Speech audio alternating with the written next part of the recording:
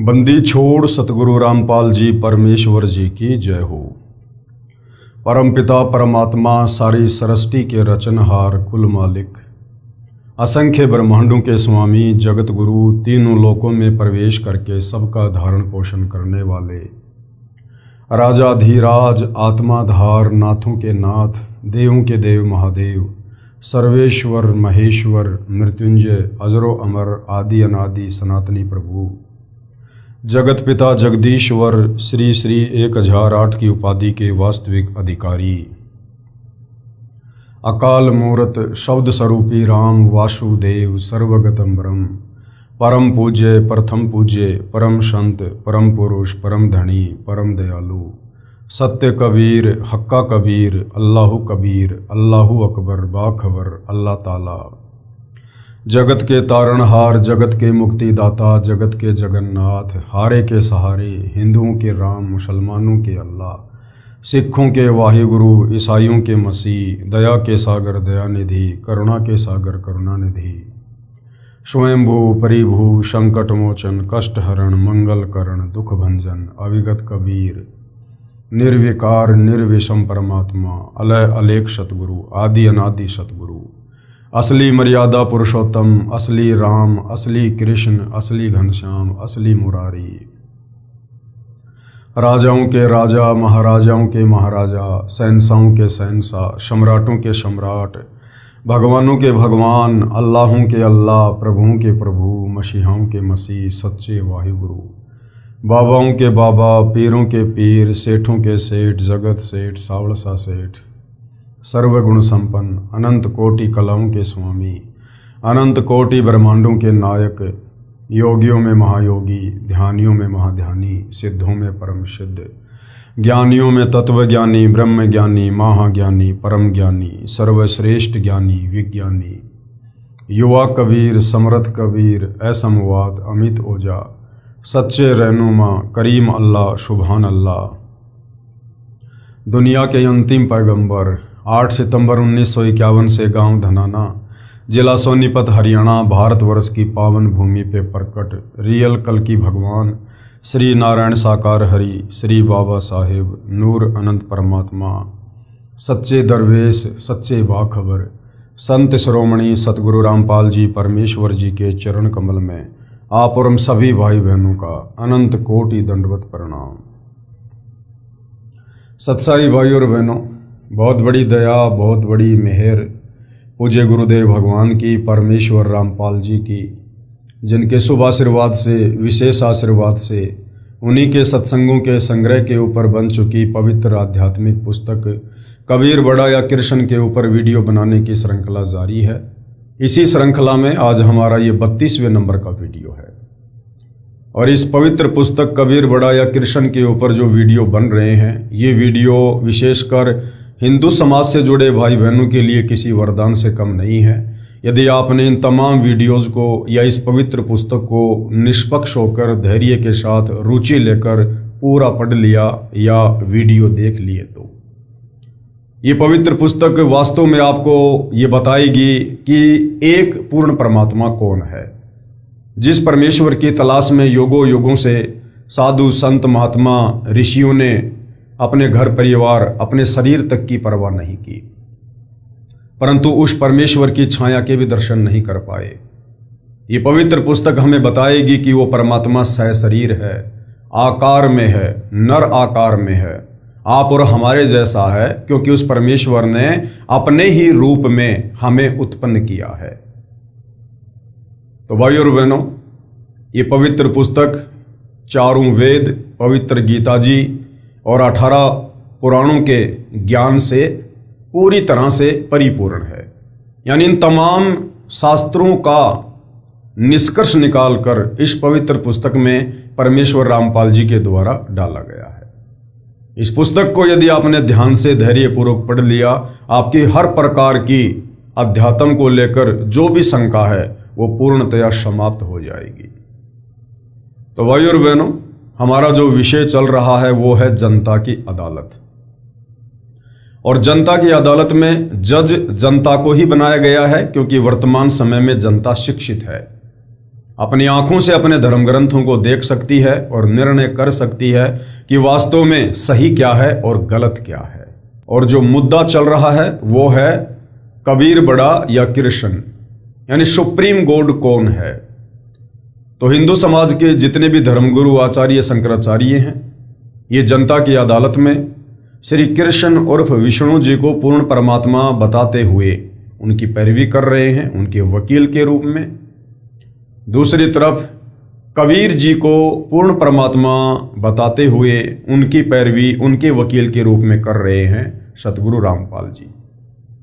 और हिंदू धर्म गुरुओं ने जिन चारों वेदों का, गीता जी का और पुराणों का हवाला देकर ये साबित करने की कुचेष्टा की है कि श्री कृष्ण और विष्णु ही पूर्ण परमात्मा है, ये अविनाशी हैं, इनके कोई माता पिता नहीं हैं, ये अजरो अमर हैं और इन्हीं की भक्ति करने के लिए हमारे धर्म ग्रंथ कह रहे हैं। इन तमाम बातों का कबीर जी के वकील सतगुरु रामपाल जी ने उन्हीं हिंदू धर्म ग्रंथों के अंदर से दिखा दिखाकर जनता की अदालत में ये पूर्णतया साबित कर दिया कि ये तमाम हिंदू धर्म गुरु झूठ बोल रहे हैं, इन्हें अपने ही धर्मशास्त्रों का ज्ञान नहीं है। ये श्री कृष्ण उर्फ विष्णु को पूर्ण परमात्मा बता रहे हैं, जबकि गीता जी कह रही है कि श्री कृष्ण उर्फ विष्णु ये नाशवान भगवान है, इसका जन्म होता है, इसकी मृत्यु होती है। इनकी माता का नाम दुर्गा है, इनके पिता का नाम काल ब्रह्म ज्योति निरंजन है। और ये तीनों देवता ब्रह्मा विष्णु महेश ये आपस में सगे भाई हैं। ब्रह्मा सबसे बड़ा है, विष्णु बीच वाला है, सबसे छोटा शंकर है। और इन तीनों का जन्म होता है और मृत्यु होती है। ये अविनाशी नहीं है और इनकी भक्ति करने से जीव की मुक्ति नहीं हो सकती। ये बेचारे खुद मुक्ति प्राप्त करने की तलाश में भटक रहे हैं।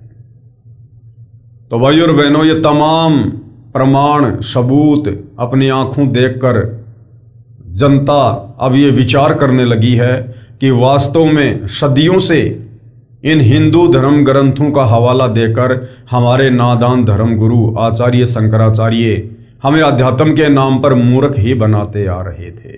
तो जनता तरह तरह के सवाल कर रही है, सतगुरु रामपाल जी शास्त्र प्रमाणित जवाब दे रहे हैं। और इसी सवाल जवाब की प्रक्रिया में आदरणीय धर्मदास जी की कथा को आधार बनाकर जनता को समझाया जा रहा है कि उस कबीर परमेश्वर को सतलोक में सिंहासन पर बैठा हुआ जिन 6 महापुरुषों ने देखा, उन 6 महापुरुषों के नाम बताए जा रहे हैं और उन महापुरुषों से परिचित करवाया जा रहा है, जिनको कबीर परमात्मा सतलोक से चलकर धरती पर प्रकट होकर मिले, उन्हें सतलोक लेकर गए, उन्हें सतलोक से परिचित करवाया, नीचे काल के 21 ब्रह्मांड दिखाए, अक्षर पुरुष का लोक दिखाया, ब्रह्मा विष्णु महेश के लोक दिखाए, दुर्गा का लोक दिखाया। उसके बाद उन आत्माओं को नीचे शरीर में प्रवेश किया और उन आत्माओं ने फिर कलम तोड़ महिमा, आंखों देखा हाल उन्होंने बयान किया। तो इसी कड़ी में आदरणीय नानक जी के ऊपर आज हमारा विषय चल रहा है। काफ़ी कुछ हम पढ़ चुके हैं। आज का हमारा विषय है कि नानक जी के गुरु कौन थे। तो वैसे तो सतगुरु रामपाल जी ने क्लियर कर दिया गुरु ग्रंथ साहिब से कि नानक जी के गुरु आज से 650 साल पहले बनारस के काशी में जो कबीर परमात्मा धानक रूप में आए हुए थे, एक जुलाहे की भूमिका कर रहे थे, वे ही बेई नदी पर उनको मिले थे और उनके शरीर से आत्मा को निकालकर सचखंड लेकर गए थे और 3 दिन बाद उन्हें सर्व ब्रह्मांडों की स्थिति से परिचित करवाकर वापस उनके शरीर में छोड़ दिया था। लेकिन इस बात को लेकर सिख समाज में आज भी काफ़ी मतभेद है। तो सतगुरु रामपाल जी यही समझाने का प्रयास कर रहे हैं और प्रमाण दिखा रहे हैं कि वास्तव में नानक जी के गुरु परमेश्वर कबीर जी ही थे, जो उनको बेई नदी पर आकर मिले थे। श्री नानक जी का गुरु था अन्य प्रमाण, क्योंकि सिख समाज के जो भाई बहन हैं वो यही मानते हैं कि हमारे नानक जी का कोई गुरु नहीं था। तो सतगुरु रामपाल जी कह रहे हैं कि बिना गुरु के तो भक्ति शुरू ही नहीं होती है, बिना गुरु के तो कोई भक्ति कर ही नहीं सकता, अर्थात मोक्ष वाली भक्ति नहीं कर सकता।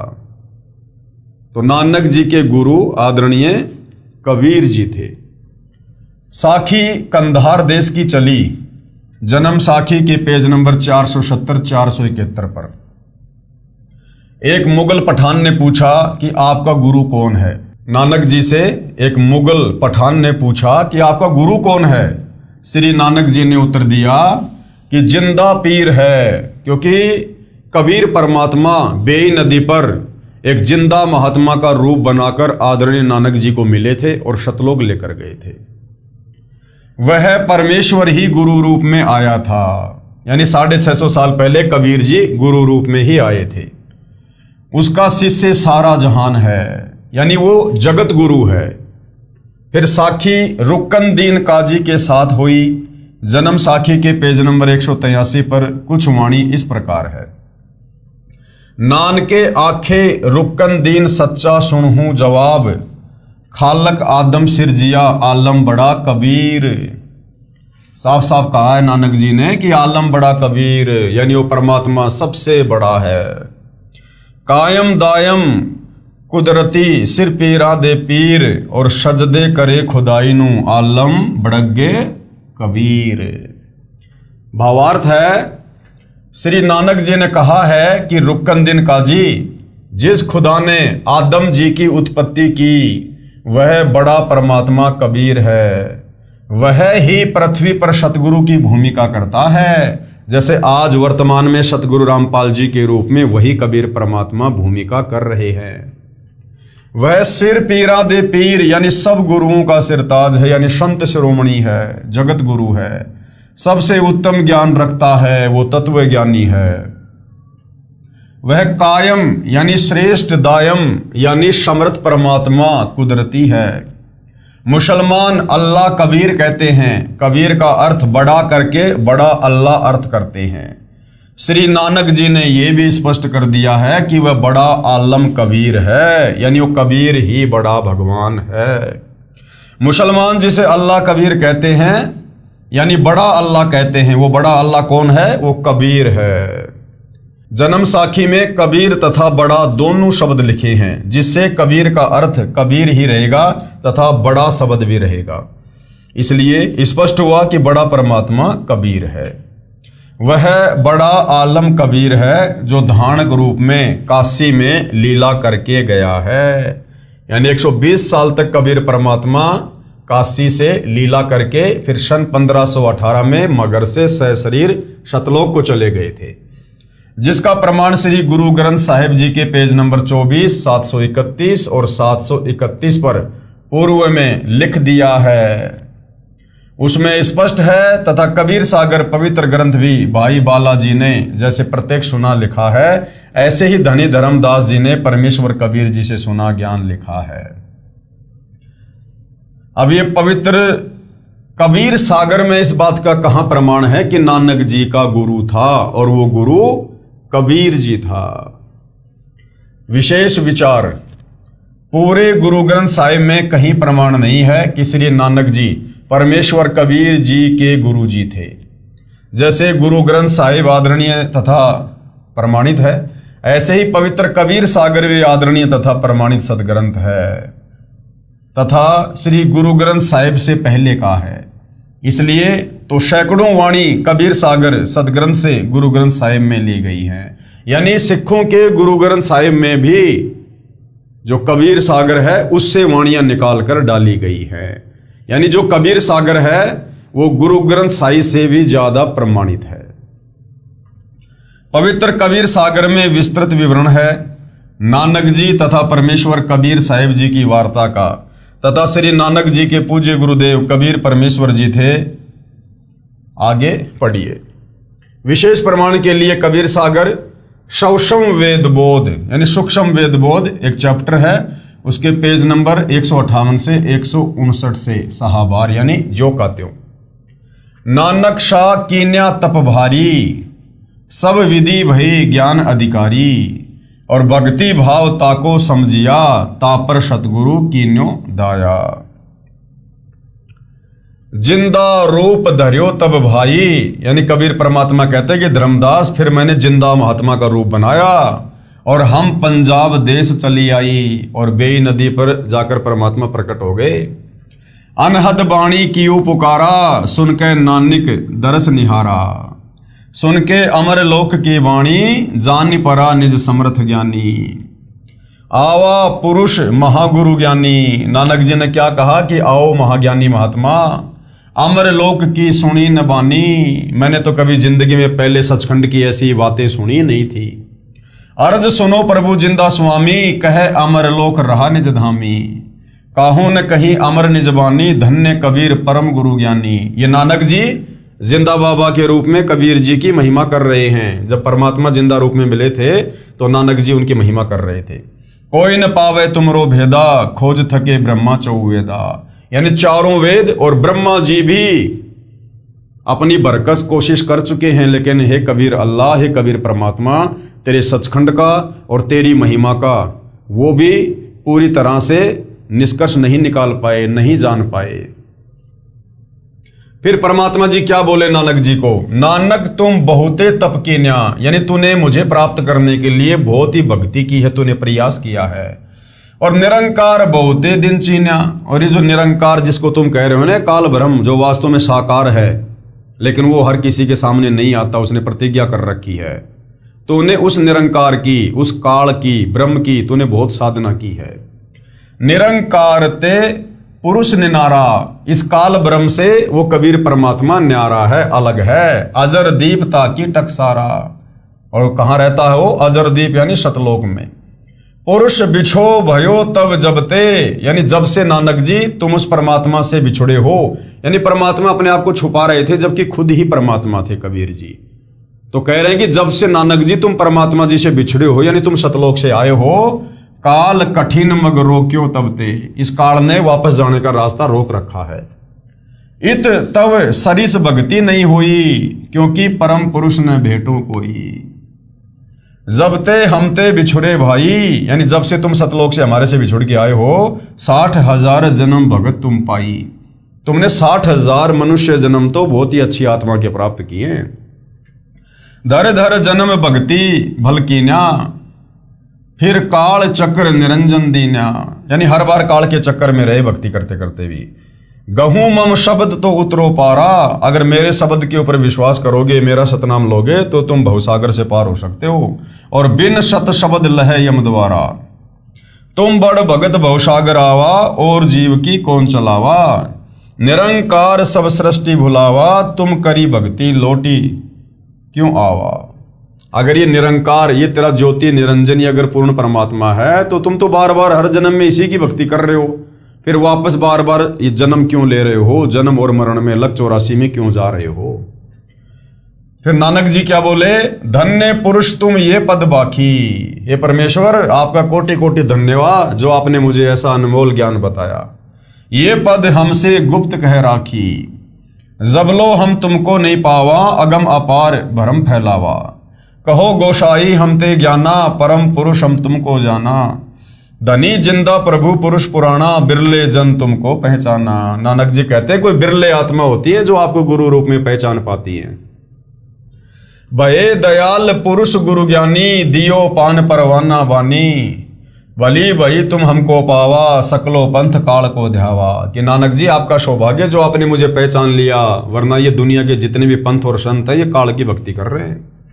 तुम इतने अब भय निनारा, फिर जन्म ना होए तुम्हारा। भली सुरती तुम हमको चीन्या, अमर मंत्र हम तुमको दीन्या। शबशम वेद हम कह निजबानी, परम पुरुष गति तुम्हें बखानी। फिर नानक जी क्या बोले, धन्य पुरुष ज्ञानी करतारा, जीव काज प्रकटे संसारा। धनी करता तुम बंदी छोड़ा, ज्ञान तुम्हारा महाबल जोरा।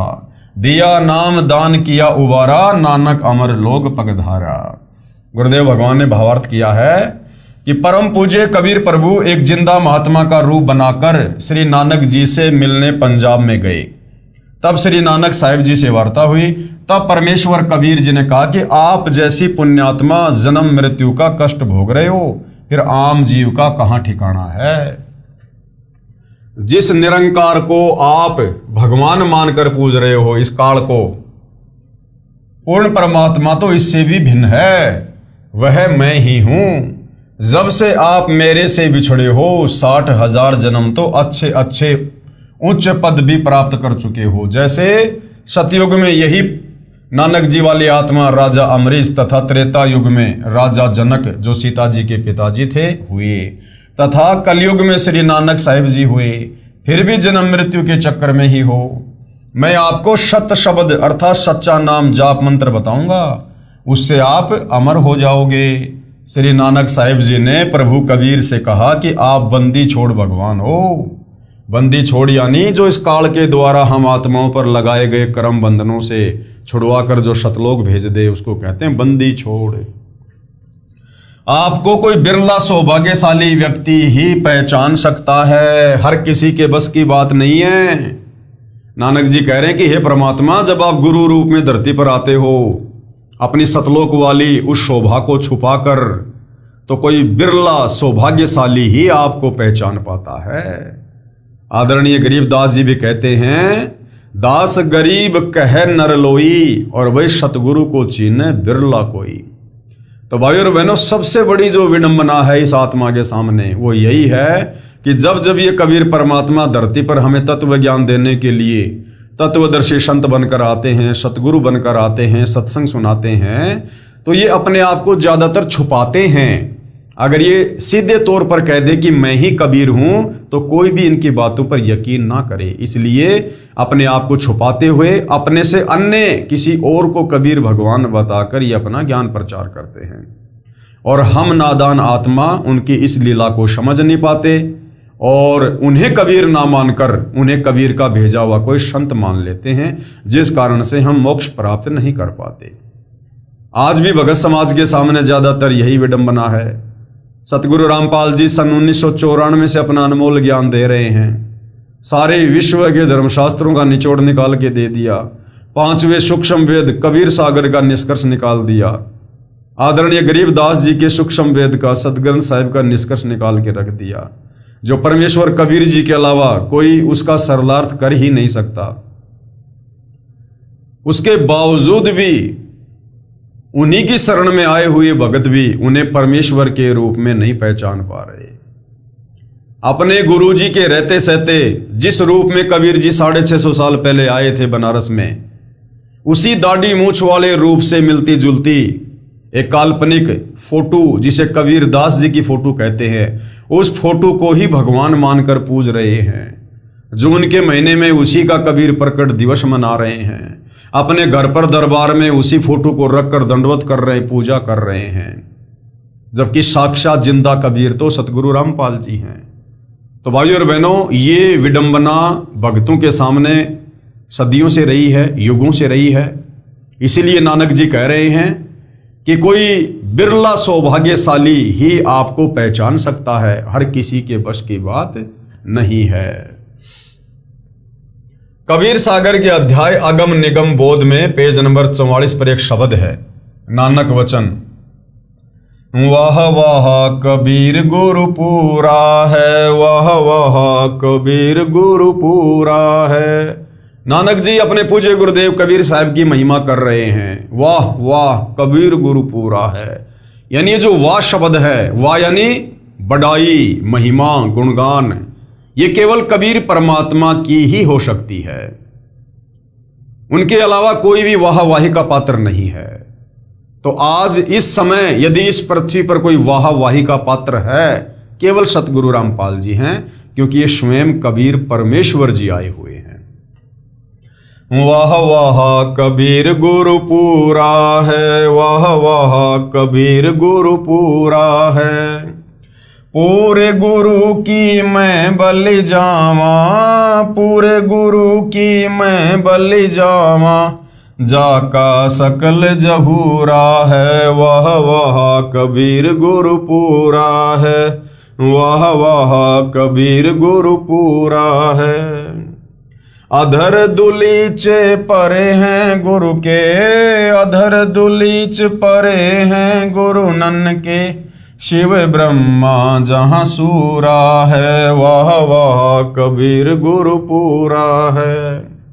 श्वेत ध्वजा फहरात गुरु नन की, श्वेत ध्वजा फहरात गुरु नन की, बाजत अनहद तूरा है, वह वह कबीर गुरु पूरा है। पूर्ण कबीर सकल घट दर से, पूर्ण कबीर सकल घट दर से, हरदम हाल जहूरा है, वह वह कबीर गुरु पूरा है। नाम कबीर जपै बड़ भागी, नाम कबीर जपै बड़ भागी, नानक चरण को धूरा है, वह वह कबीर गुरु पूरा है। यानी नानक जी कबीर जी के शिष्य थे और कह रहे हैं कि ये नानक तो कबीर जी के चरणों की धूल भी नहीं है एक प्रकार से। अर्थात श्री नानक जी के गुरु परमेश्वर कबीर जी थे। विशेष विवेचन, बाबा नानक जी ने उस कबीर जुलाही यानी धानक काशी वाले को शतलोक यानी सचखंड में आंखों देखा तथा फिर काशी में धानक यानी जुलाहे का कार्य करते हुए तथा बताया कि वही धानक रूप जुलाहा शतलोक में सत्य पुरुष रूप में भी रहता है तथा यहां भी वही है। आदरणीय श्री नानक साहिब जी का आविर्भाव यानी जन्म सन 1469 तथा शतलोकवास सन 1539। पवित्र पुस्तक जीवनी 10 गुरु साहिबान।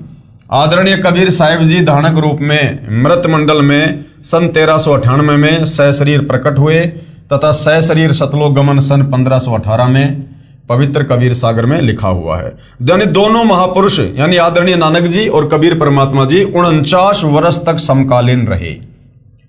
श्री गुरु नानक साहिब जी का जन्म पवित्र हिंदू धर्म में हुआ था। परमात्मा प्राप्ति के बाद कहा कि न कोई हिंदू न मुसलमाना, अर्थात अज्ञानतावश दो धर्म बना बैठे, सर्व एक परमात्मा सत्य पुरुष के बच्चे हैं। श्री नानक देव जी ने कोई धर्म नहीं बनाया बल्कि धर्म की बनावटी जंजीरों से मानव को मुक्त किया तथा शिष्य परंपरा चलाई थी। जैसे गुरुदेव से नाम दीक्षा लेने वाले भक्तों को शिष्य बोला जाता है, उन्हें पंजाबी भाषा में सिख कहने लगे। जैसे आज इस दास के लाखों शिष्य हैं, परंतु ये धर्म नहीं है, सर्व पवित्र धर्मों की पुण्यात्माएं आत्म कल्याण करवा रही हैं। यदि आने वाले समय में कोई धर्म बना बैठे तो वह दुर्भाग्य ही होगा। भेदभाव तथा संघर्ष की नई दीवार ही बनेगी, परंतु लाभ कुछ नहीं होगा। यानी सिख कोई धर्म नहीं है, ना नानक जी ने कोई सिख धर्म बनाया था। नानक जी ने केवल अपना ज्ञान दिया जो कबीर परमात्मा से उन्होंने प्राप्त किया, और उनसे जो उपदेश प्राप्त करता था पंजाबी भाषा में उनको सिख कहते हैं। तो नानक जी के सतलोक जाने के बाद आगे चलकर फिर यह परंपरा बन गई और लोगों ने फिर सिख को एक धर्म के रूप में स्थापित कर दिया, जो आज आप देख रहे हैं। आगे गवाह नंबर 6, जिन्होंने कबीर जी को सतलोक में देखा, कबीर परमात्मा जिनको सतलोक लेकर गए, अपने सतलोक से परिचित करवाया, 21 ब्रह्मांड की स्थिति से परिचित करवाया, और फिर उस आत्मा ने भी उस कबीर परमेश्वर की महिमा का कलम तोड़ बखान किया, गुणगान किया। वो हैं संत घीसा दास जी, गांव खेकड़ा, जिला बागपत, उत्तर प्रदेश, भारत वाले। इनको 6 वर्ष की उम्र में कबीर परमेश्वर जी मिले थे। पूरा गांव खेकड़ा गवाह है। संत घीसा जी ने बताया कि मैंने परमेश्वर कबीर जी के साथ ऊपर सतलोक में जाकर देखा था। जो काशी में जुलाहे का कार्य करता था वह पूर्ण परमात्मा है, सारी सृष्टि का सर्जन करता है, असंख्य ब्रह्मांडों का मालिक है। पुस्तक विस्तार को मद्देनजर रखते हुए अधिक विस्तार नहीं कर रहा हूं। अधिक जानकारी के लिए www.jagatgururampalji.org से खोलकर अधिक ज्ञान ग्रहण कर सकते हैं। यानी जनता की अदालत में सतगुरु रामपाल जी ने उन 6 महापुरुषों की जीवनी को दिखा दिया, पढ़ा दिया, उन महापुरुषों के जीवन से परिचित करवा दिया, जिन महापुरुषों को कबीर परमात्मा सतलोक से चलकर गति करके सहशरीर धरती पर प्रकट होकर मिले, उनको नाम उपदेश दिया, उनकी आत्मा को शरीर से निकालकर सतलोक लेकर गए, सतलोक से परिचित करवाया, 21 ब्रह्मांड की स्थिति से परिचित करवाया, अक्षर पुरुष के 7 संग ब्रह्मांड दिखाए और उन आत्माओं का ज्ञान योग खोला। उन आत्माओं ने फिर धरती पर आकर अपने कबीर परमात्मा के सतलोक की कलम तोड़ महिमा की। तो ये 6 महापुरुष हैं जिन्होंने परमात्मा को देखा है, जो परमात्मा के लोक में जाकर आए हैं, ताकि जनता को ये विश्वास हो कि वास्तव में कबीर जी ही परमात्मा है। वेदों का ज्ञान कबीर जी पर खरा उतरता है।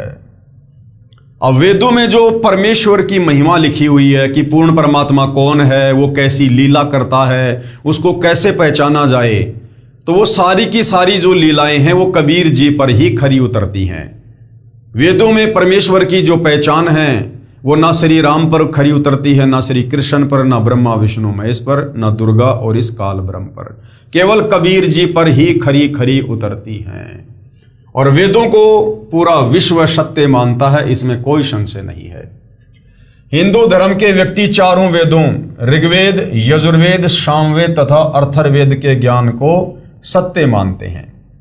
वेदों में परमेश्वर की महिमा बताई है, परमेश्वर की पहचान भी बताई है। बताया है कि सृष्टि की उत्पत्ति करने वाला परमेश्वर साकार यानी नर आकार है।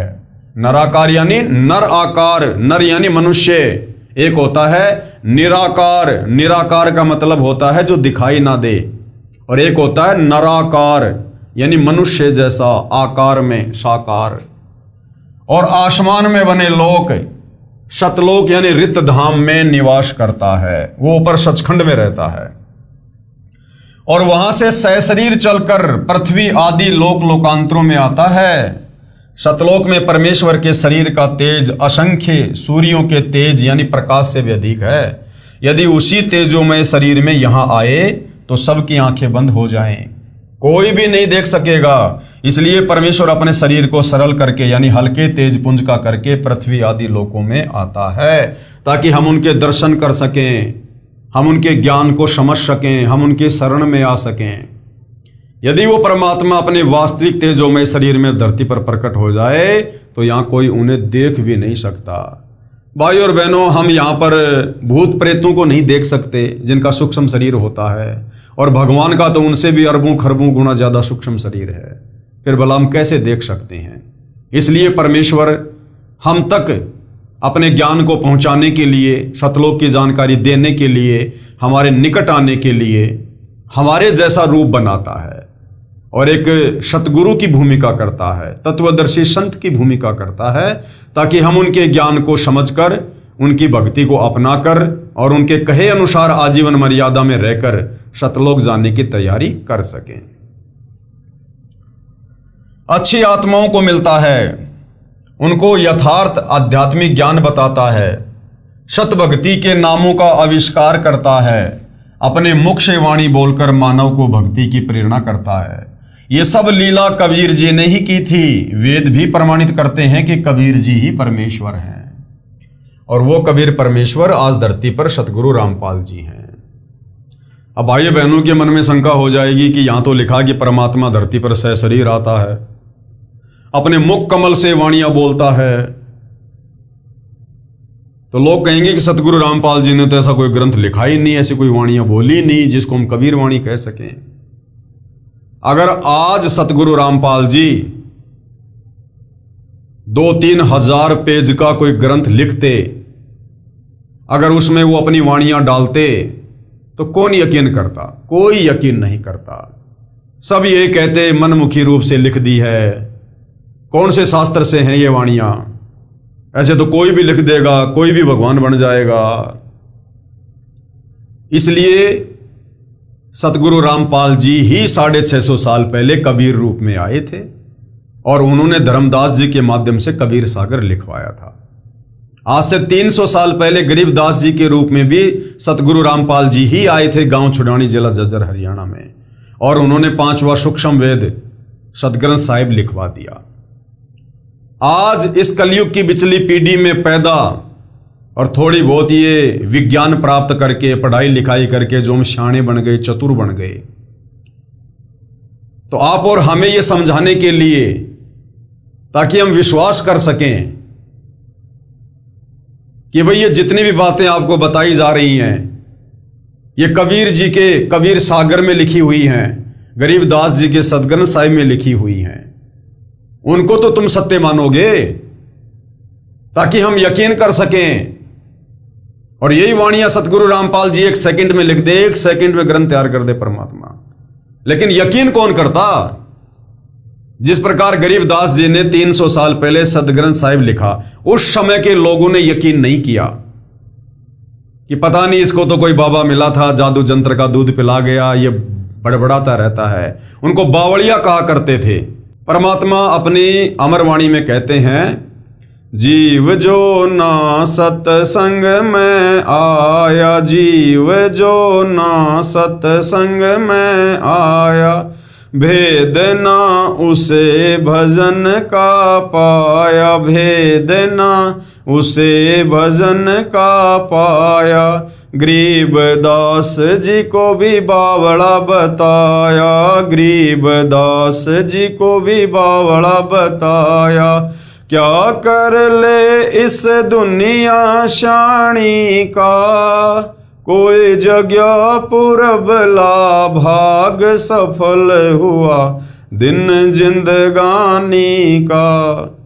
350 साल पहले जब गरीबदास जी ने इतना मोटा ग्रंथ लिखवाया, चारों वेदों में जितनी वाणियां हैं, श्लोक हैं, उनसे कहीं ज्यादा आदरणीय गरीबदास जी के सदग्रंथ साहिब में हैं।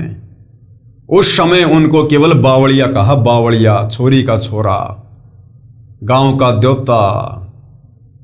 किसी ने यकीन नहीं किया। 650 साल पहले कबीर जी ने इतनी वाणियां बोली, इतनी वाणियां बोली, इतना मोटा कबीर सागर लिखवाया। किसी ने उनको परमात्मा नहीं माना, किसी ने विश्वास नहीं किया। 64 के 64 लाख फैल हो गए। तमाम धर्मगुरु केवल उनका विरोध ही करते रहे। अब भाई और बहनों, यदि वर्तमान में सतगुरु रामपाल जी अपने कर कमल से अगर ऐसा कोई पवित्र ग्रंथ लिखते, तो आज तो कलयुग है, इंसान का स्तर पहले से भी कहीं ज्यादा नीचे गिर चुका है। आज कौन यकीन करता? इसलिए परमात्मा ने जो भी कुछ लिखना था, कहना था, वो पहले आकर लिखवा दिया, ताकि आज हम मंदबुद्धि प्राणी, अज्ञानी प्राणी, उन पहले वाले महापुरुषों के द्वारा लिखे उन ग्रंथों पर विश्वास कर सकें। इसलिए सतगुरु रामपाल जी ने वर्तमान में कोई नया ग्रंथ नहीं लिखा। तो यहां क्या लिखा है कि अपने मुख कमल से वाणी बोलकर मानव को भक्ति की प्रेरणा करता है।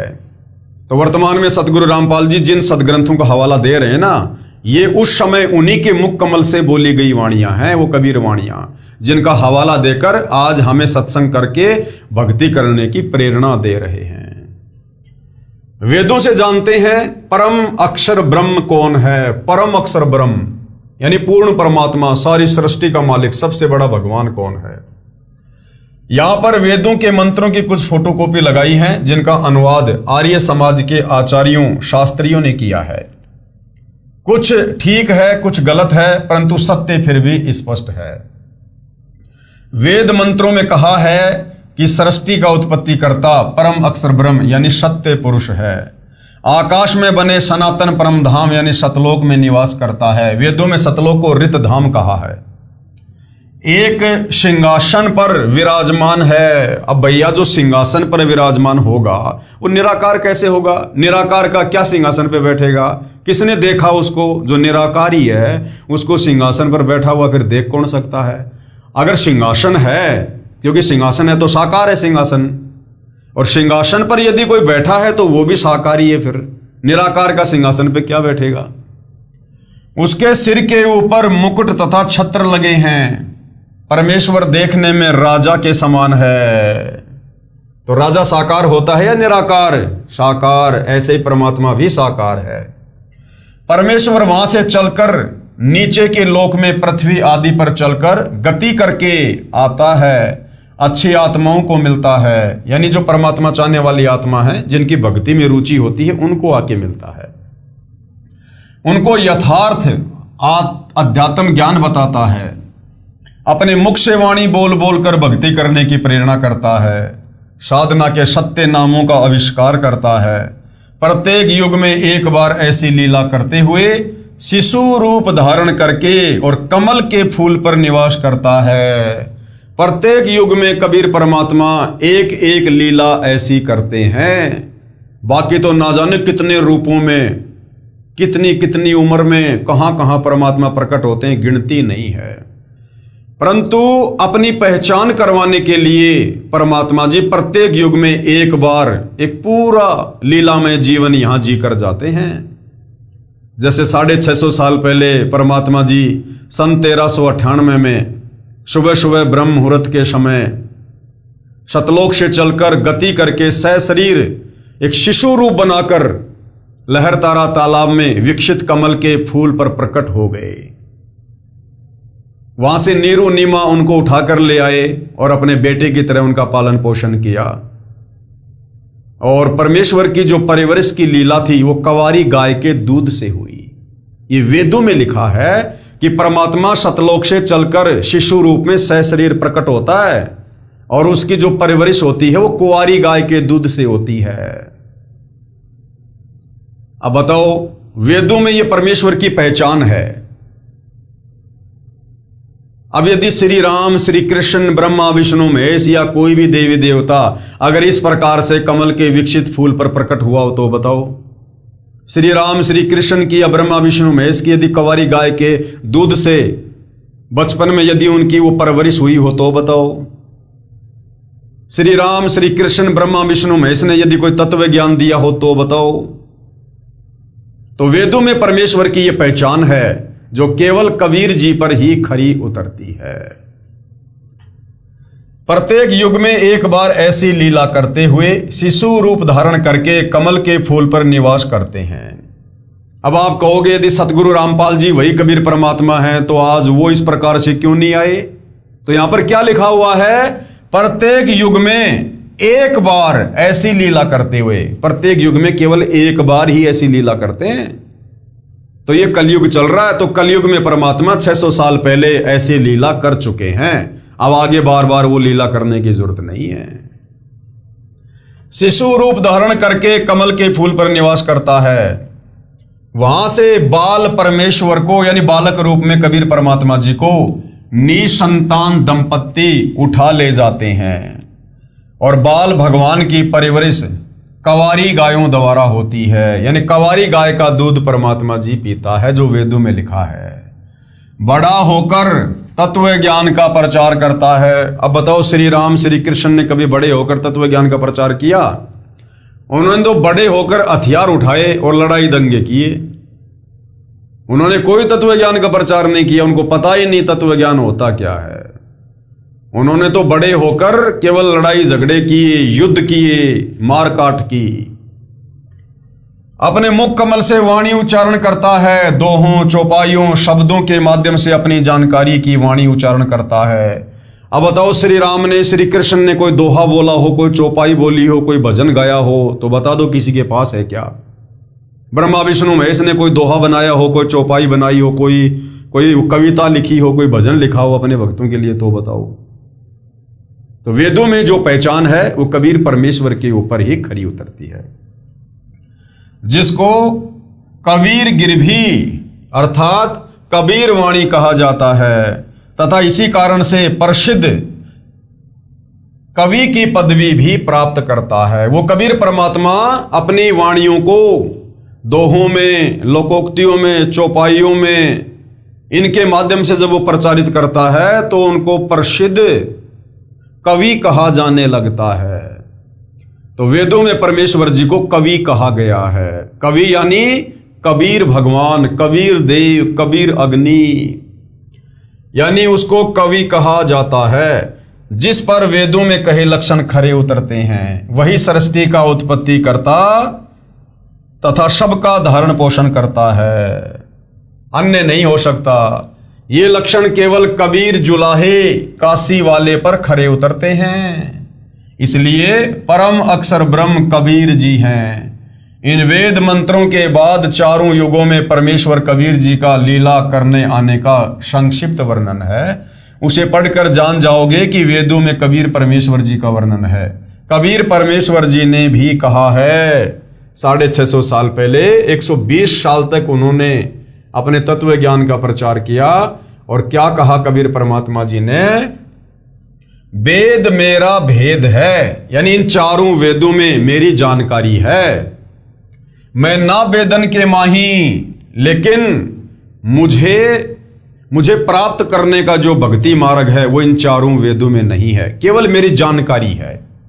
और जौन वेद से मैं मिलूं और जिस वेद से मैं प्राप्त हूं, यानी सतलोक की प्राप्ति हो, वो ये चार वेद जानते नहीं। वो जानकारी इन चारों वेदों में नहीं, वो तो सूक्ष्म वेद में है। अर्थात कबीर जी ने स्पष्ट किया है कि चारों वेद मेरी महिमा बताते हैं, परंतु इन वेदों में मेरी प्राप्ति की भक्ति विधि नहीं, क्योंकि काल ब्रह्म ने वह यथार्थ भक्ति के मंत्र निकाल दिए थे। मेरी प्राप्ति का ज्ञान जिस सूक्ष्म वेद में है, उसका ज्ञान वेदों में अंकित नहीं है। कृपया पढ़िए वेद मंत्रों की फोटोकॉपी, तथा यहां सतगुरु रामपाल जी अपना नाम लिख रहे हैं कि दास रामपाल दास के द्वारा किया गया विश्लेषण। इनके बाद परमेश्वर कबीर जी का चारों युगों में सतलोक सिंहासन से गति करके आने का प्रकरण है। तो देखिएगा भाई और बहनों, अपनी आंखों से देखिए फोटोकॉपी वेद मंत्रों की। ऋग्वेद मंडल 9 सूक्त 86 मंत्र 26 और 27 कबीर परमेश्वर जी के विषय में क्या कह रहा है, ये मंत्र आप जियों के सामने है, देख सकते हैं, पढ़ सकते हैं। यहां पर विवेचन किया गया है। ये फोटोकॉपी ऋग्वेद मंडल 9 सूक्त 86 मंत्र 26 की है, जो आर्य समाज के आचार्यों व महर्षि दयानंद के चेलों द्वारा अनुवादित है, जिसमें स्पष्ट है कि यज्ञ करने वाले यानी भक्ति करने वाले, धार्मिक अनुष्ठान करने वाले, अर्थात धार्मिक अनुष्ठान करने वाले यजमानों अर्थात भक्तों के लिए परमात्मा सब रास्तों को सुगम करता हुआ, अर्थात जीवन रूपी सफर के मार्ग को दुखों रहित करके सुगम बनाता हुआ उनके विघ्नों अर्थात संकटों का मर्दन करता है, अर्थात समाप्त करता है, यानी परमात्मा पाप नाश करता है। जबकि इन्हीं दयानंद सरस्वती जी ने जो सत्यार्थ प्रकाश लिखी है, उसमें इन्होंने साफ साफ लिखा है कि परमात्मा पाप नाश नहीं करता। और वेदों का अनुवाद करते समय ये खुद लिख रहे हैं कि परमात्मा भगत के विघ्नों का, संकटों का मर्दन करता है, अर्थात पापों का नाश करता है। भक्तों को पवित्र अर्थात पाप रहित, विकार रहित करता है। जैसा कि अगले मंत्र 27 में कहा है कि जो परमात्मा धूलोक अर्थात सतलोक के तीसरे पृष्ठ पर विराजमान है, वहां पर परमात्मा के शरीर का प्रकाश बहुत अधिक है। उदाहरण के लिए परमात्मा के एक रोम यानी शरीर के बाल का प्रकाश करोड़ सूर्य तथा इतने ही चंद्रमाओं के मिले जुले प्रकाश से भी अधिक है। यदि वह परमात्मा उसी प्रकाश युक्त शरीर से पृथ्वी पर प्रकट हो जाए तो हमारी चरम दृष्टि उन्हें देख नहीं सकती। जैसे उल्लू पक्षी दिन में सूर्य के प्रकाश के कारण कुछ भी नहीं देख पाता है, यही दशा मनुष्यों की हो जाए। इसलिए वह परमात्मा अपने रूप अर्थात शरीर के प्रकाश को सरल करता हुआ उस स्थान से जहां परमात्मा ऊपर रहता है, वहां से गति करके बिजली के समान क्रीड़ा अर्थात लीला करता हुआ चलकर आता है और श्रेष्ठ पुरुषों को यानी अच्छे भक्तों को मिलता है। यह भी स्पष्ट है कि आप यानी कौन, आप यानी परमात्मा कवि अर्थात कबीर देव हैं, हम उन्हें कबीर साहिब कहते हैं। विवेचन किया है परमेश्वर ने ऋग्वेद मंडल 9 सूक्त 86 मंत्र 27 का। यह फोटोकॉपी ऋग्वेद मंडल 9 सूक्त 86 के मंत्र 27 की है। इसमें स्पष्ट है कि परमात्मा धूलोक अर्थात अमरलोक के तीसरे पृष्ठ अर्थात भाग पर विराजमान है। सतलोक अर्थात शाश्वत स्थान के 3 भाग हैं। एक भाग में वन, पहाड़, झरने, बाग बगीचे आदि हैं। ये बाहरी भाग है अर्थात बाहरी हिस्सा है। जैसे भारत की राजधानी दिल्ली भी 3 भागों में बटी है। बाहरी दिल्ली जिसमें गांव, खेत, खलिहान और नहरें हैं, दूसरा बाजार बना है और तीसरा संसद भवन तथा कार्यालय है। इसके पश्चात धूलोक में यानी सतलोक में बस्तियां हैं जहां पर मोक्ष प्राप्त हंस आत्माएं रहती हैं। सपरिवार मोक्ष प्राप्त हंस आत्माएं रहती हैं। पृथ्वी पर जैसे भगत को भगतात्मा कहते हैं, इसी प्रकार सतलोक में हंस आत्मा कहलाते हैं। तीसरे भाग में सर्वोपरि परमात्मा का सिंहासन है। उसके आसपास केवल नर आत्माएं रहती हैं। वहां स्त्री पुरुष का जोड़ा नहीं है। वे यदि अपना परिवार चाहते हैं तो शब्द यानी वचन से केवल पुत्र उत्पन्न कर सकते हैं। इस प्रकार शाश्वत स्थान अर्थात सतलोक 3 भागों में परमात्मा ने बांट रखा है। वहां यानी सतलोक में प्रत्येक स्थान पर रहने वालों में वृद्ध अवस्था नहीं है, यानी वहां बुढ़ापा नहीं है, वहां मृत्यु नहीं है। इसलिए गीता अध्याय 7 श्लोक 29 में कहा है कि जो जरा यानी बुढ़ापा अर्थात वृद्ध अवस्था तथा मरण अर्थात मृत्यु से छूटने का प्रयत्न करते हैं, वे तत् ब्रह्म अर्थात परम अक्षर ब्रह्म को जानते हैं। सतलोक में सत्य पुरुष रहता है, वहां पर जरा मरण नहीं है, बच्चे युवा होकर सदा युवा ही रहते हैं। प्रमाण ऋग्वेद मंडल 9 सूक्त 82 मंत्र 1 और 2 आप जियों के सामने है, देख सकते हैं। और अब नीचे इसका विवेचन किया जाएगा परमेश्वर रामपाल जी के द्वारा। विवेचन, ऊपर ऋग्वेद मंडल 9 सूक्त 82 मंत्र 1 और 2 की फोटोकॉपी है। ये अनुवाद महर्षि दयानंद जी के दिशा निर्देश से उन्हीं के चेलों ने किया है और सार्वदेशिक आर्य प्रतिनिधि सभा दिल्ली से प्रकाशित है। यानी कोई ये ना सोचे कि भाई सतगुरु रामपाल जी ने अपनी तरफ से लिख दिया होगा, हमें मूर्ख बना रहे होंगे। जिनको हम वेदों का प्रकांड विद्वान समझा करते थे, तत्व ज्ञान ना होने के चलते उन्हीं महर्षि दयानंद के चेलों द्वारा ये अनुवाद किया गया है। इसमें स्पष्ट है कि मंत्र 1 में कहा है सर्व यानी सब की उत्पत्ति करने वाला, जितनी भी आत्माएं सृष्टि में हैं, ब्रह्मा विष्णु महेश भी आत्मा है, काल ब्रह्म और दुर्गा भी आत्मा है, अक्षर पुरुष भी हैं। सतलोक में हमारे जो 16 जो बड़े भाई हैं वो भी आत्मा ही हैं। एक परमात्मा कबीर जी को छोड़कर बाकी सब जीव हैं, आत्मा हैं। तो सबकी उत्पत्ति करने वाला परमात्मा तेजो में शरीर युक्त है, पापों को नाश करने वाला और सुखों की वर्षा करने वाला अर्थात सुखों की झड़ी लगाने वाला है। वह ऊपर सतलोक में सिंहासन पर बैठा है जो देखने में राजा के समान है, अर्थात साकार है, भगवान दिखाई देता है। लेकिन तत्व ज्ञान के अभाव में हमारे नादान धर्म गुरु सदियों से हमें वो भक्ति विधि नहीं बता पाए जिस भक्ति विधि को अपनाकर हम परमात्मा के दर्शन कर सकते थे। वो भक्ति विधि ना होने से आत्माओं ने ये प्रयास तो बहुत किया, चारों वेदों को पढ़ा और निष्कर्ष निकाल लिया कि ये जो ओम मंत्र है ये पूर्ण परमात्मा का है, जबकि वो ओम मंत्र इस काल ब्रह्म का है। और उन आत्माओं ने जी जान से ओम मंत्र की साधना की और तप किए परमात्मा की प्राप्ति के लिए, उनको देखने के लिए, दर्शन करने के लिए। लेकिन उनको तत्व ज्ञान नहीं था, जिस कारण से वो सृष्टि रचना से अपरिचित थे और उन्हें इस बात का नहीं पता था कि ओम मंत्र जिस काल ब्रह्म का है उसने सौगंध खा रखी है कि मैं किसी भी प्रकार के जप से, तप से, दान से, धर्म से, अनुष्ठान से मैं किसी को भी अपने वास्तविक ब्रह्म रूप में, काल रूप में दर्शन नहीं दूंगा। और इतने प्रयासों के बाद जब उसके दर्शन नहीं हुए तो अंत में हमारे उन्हें साधु संत महात्मा ऋषियों ने अपना अनुभव समाज के सामने रख दिया कि परमात्मा तो निराकार है।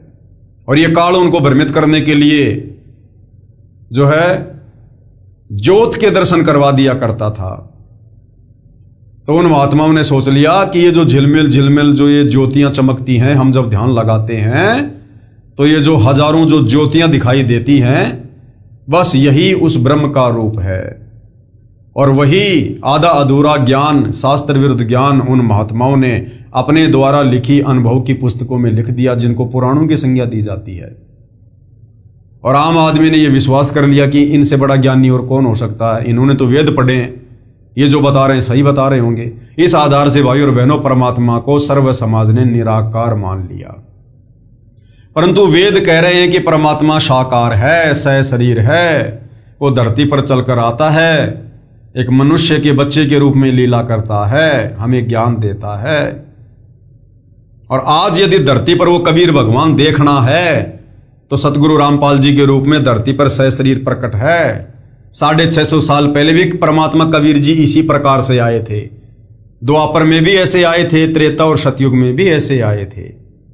और भगवान के कोई सींग थोड़ी होते हैं कि भगवान सींग लगा के आएगा या कोई पूंछ लगा के आएगा तब हम पहचानेंगे कि हाँ ये भगवान है।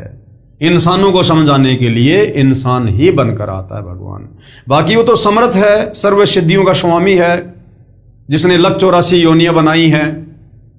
वो तो प्रत्येक जीव का रूप धारण कर सकता है। 184 तो छोड़ो, वो परमात्मा तो इतना सक्षम है, वो तो अरबों खरबों नील शंख पदम ना जाने कितने जीव तरह तरह के भिन्न भिन्न उत्पन्न कर दे, जो एक दूसरे से मेल भी ना खाएं। आज इस पृथ्वी पर लगभग 8.5 अरब के आसपास मानव शरीरधारी स्त्री या पुरुषों की संख्या है। क्या किसी का भी आपस में चेहरा मेल खाता है? किसी का भी चेहरा आपको हूबहू नहीं मिलेगा, जबकि सब मां के गर्भ से जन्म लेकर आते हैं। सबको पैदा करने वाली फैक्ट्री एक ही है, सबका साचा एक ही है, मां का गर्भ, लेकिन चेहरे सबके अलग अलग है।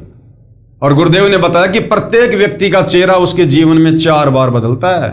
एक जब वो पैदा होता है तब, एक जब वो 10-12 साल का होता है, एक जब वो युवा होता है, और फिर बुढ़ापा। 4 बार हर व्यक्ति अपने जीवन में अपने चेहरे बदलता है, और किसी व्यक्ति का चेहरा किसी से नहीं मिलता, जबकि सबका जन्म मां के गर्भ से होता है। फैक्ट्री एक ही है, साचा एक ही है, लेकिन चेहरे सबके अलग अलग, सबके फिंगरप्रिंट अलग अलग, सबकी आंखों का रेटिना अलग अलग है। यह है उस परमेश्वर की कारीगरी। तो भाइयों और बहनों, वो कबीर परमात्मा आज धरती पर सतगुरु रामपाल जी के रूप में प्रकट हैं। यही प्रमाण सूक्ष्म वेद में है।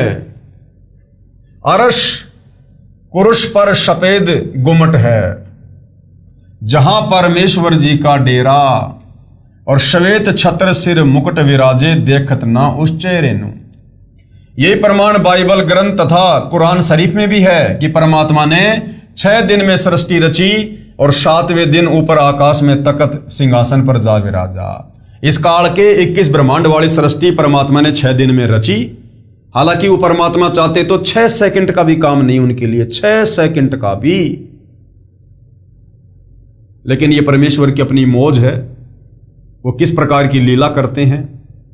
अन्यथा वो परमात्मा एक चुटकी बजाने जितनी देर में सृष्टि को खत्म कर दे, और चुटकी बजाते ही परमात्मा फिर से नया निर्माण कर दे। एज इट इज गांव, नगर, बिल्डिंगें, नहरें, रोडें, इंसान, पेड़, झरने, सब कुछ एज इट इज, और किसी को पता भी ना चले कि एक पल में सृष्टि नष्ट हो चुकी थी और अगले पल परमात्मा ने वैसी नई बना दी।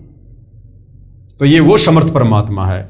तो इस काल के 21 ब्रह्मांड वाली सृष्टि परमात्मा ने 6 दिन में रची, और 7वें दिन सतलोक में बने अपने सिंहासन पर जा विराजा। कहां प्रमाण है बाइबल में? बाइबल के उत्पत्ति ग्रंथ 2 और उसके श्लोक 26 से 30 तथा कुरान शरीफ की सूरत फुरकानी 25 आयत नंबर 52 से 59 में है। वह परमात्मा यानी वो परम अक्षर ब्रह्म कबीर भगवान अपने अमर धाम से चलकर यानी सतलोक से चलकर पृथ्वी पर शब्द वाणी से ज्ञान सुनाता है।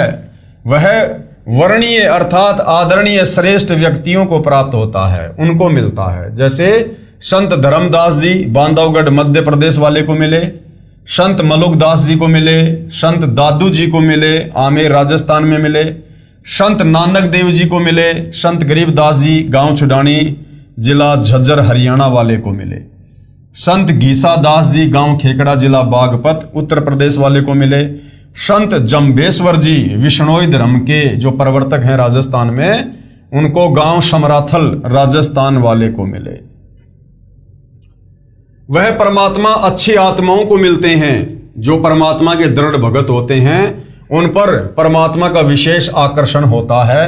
उदाहरण भी बताया है कि जैसे विद्युत अर्थात जो आकाशीय जो बिजली होती है, आकाशीय बिजली शनै वाले स्थानों को आधार बनाकर गिरती है। जैसे कांसी धातु पर बिजली गिरती है।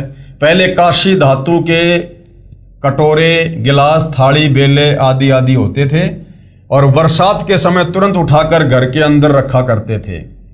वरद कहते थे कि काशी के बर्तन पर बिजली अमूमन गिरती है। इसी प्रकार परमात्मा अपने प्रिय भक्तों पर आकर्षित होकर मिलते हैं।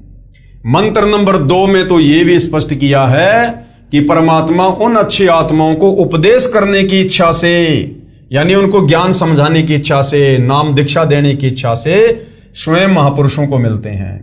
उपदेश का भावार्थ है कि परमात्मा तत्व ज्ञान बताकर उनको दीक्षा भी देते हैं।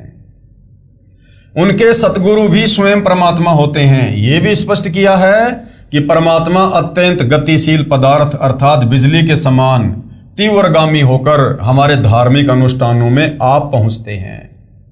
आप जी ने पीछे पढ़ा कि संत धर्मदास को परमात्मा ने यही कहा था कि मैं वहां पर अवश्य जाता हूं जहां धार्मिक अनुष्ठान होते हैं, क्योंकि मेरी अनुपस्थिति में काल कुछ भी उपद्रव कर देता है जिससे साधकों की आस्था परमात्मा से छूट जाती है। मेरे रहते वह ऐसी गड़बड़ नहीं कर सकता। इसलिए गीता अध्याय 3 श्लोक 15 में कहा है कि वह अविनाशी परमात्मा जिसने ब्रह्म को भी उत्पन्न किया यानी काल को भी उत्पन्न किया, सदा ही यज्ञों में प्रतिष्ठित है, अर्थात धार्मिक अनुष्ठानों में उसी को इष्ट रूप में मानकर आरती स्तुति करनी चाहिए। तो भाई धार्मिक अनुष्ठानों में जिनको इष्ट मानकर पूजा करनी चाहिए, आज वे महापुरुष सतगुरु रामपाल जी हैं। इस ऋग्वेद मंडल 9 सूक्त 82 मंत्र 2 में यह भी स्पष्ट किया है कि आप कबीर देवस्य यानी कबीर देव हैं जो सर्व को उपदेश देने की इच्छा से आते हो। आप पवित्र परमात्मा हैं, हमारे पापों को छुड़वाकर अर्थात नाश करके हे अमर परमात्मा आप हमको सुख दें और धूतम वशान निर्निजम परियेशी यानी हम आपकी संतान हैं, यानी हम सब कबीर भगवान के वचन से उत्पन्न हैं।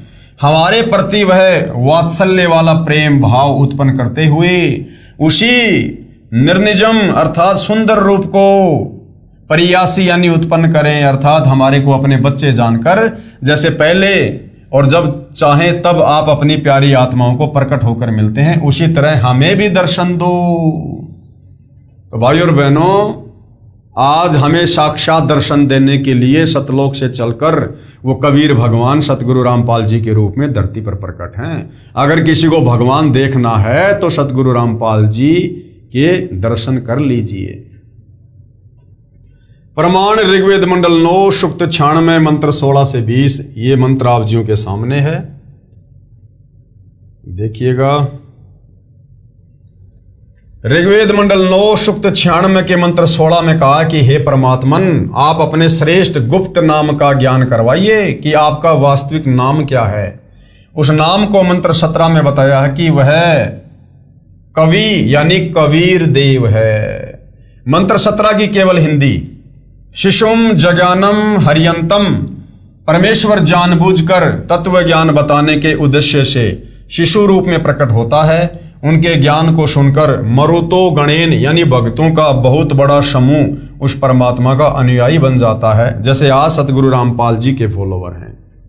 मर्जंती शुभंती वही न, वह ज्ञान बुद्धिजीवी लोगों को समझ में आता है। सबको समझ में नहीं आता तत्व ज्ञान, उनसे दीक्षा भी ले लेंगे, उनके भगत भी बन जाएंगे, लेकिन वो ज्ञान केवल बुद्धिजीवी लोगों को ही समझ में आता है, हर किसी भगत को समझ में नहीं आता। वे उस परमेश्वर की स्तुति भक्ति तत्व ज्ञान के आधार से करते हैं, यानी गुरु को ही परमात्मा मानकर उनको भोग लगाना, उनकी आरती उतारना, उन्हें अपना इष्ट मानकर उनकी पूजा करना, वो बुद्धिजीवी भगत करते हैं।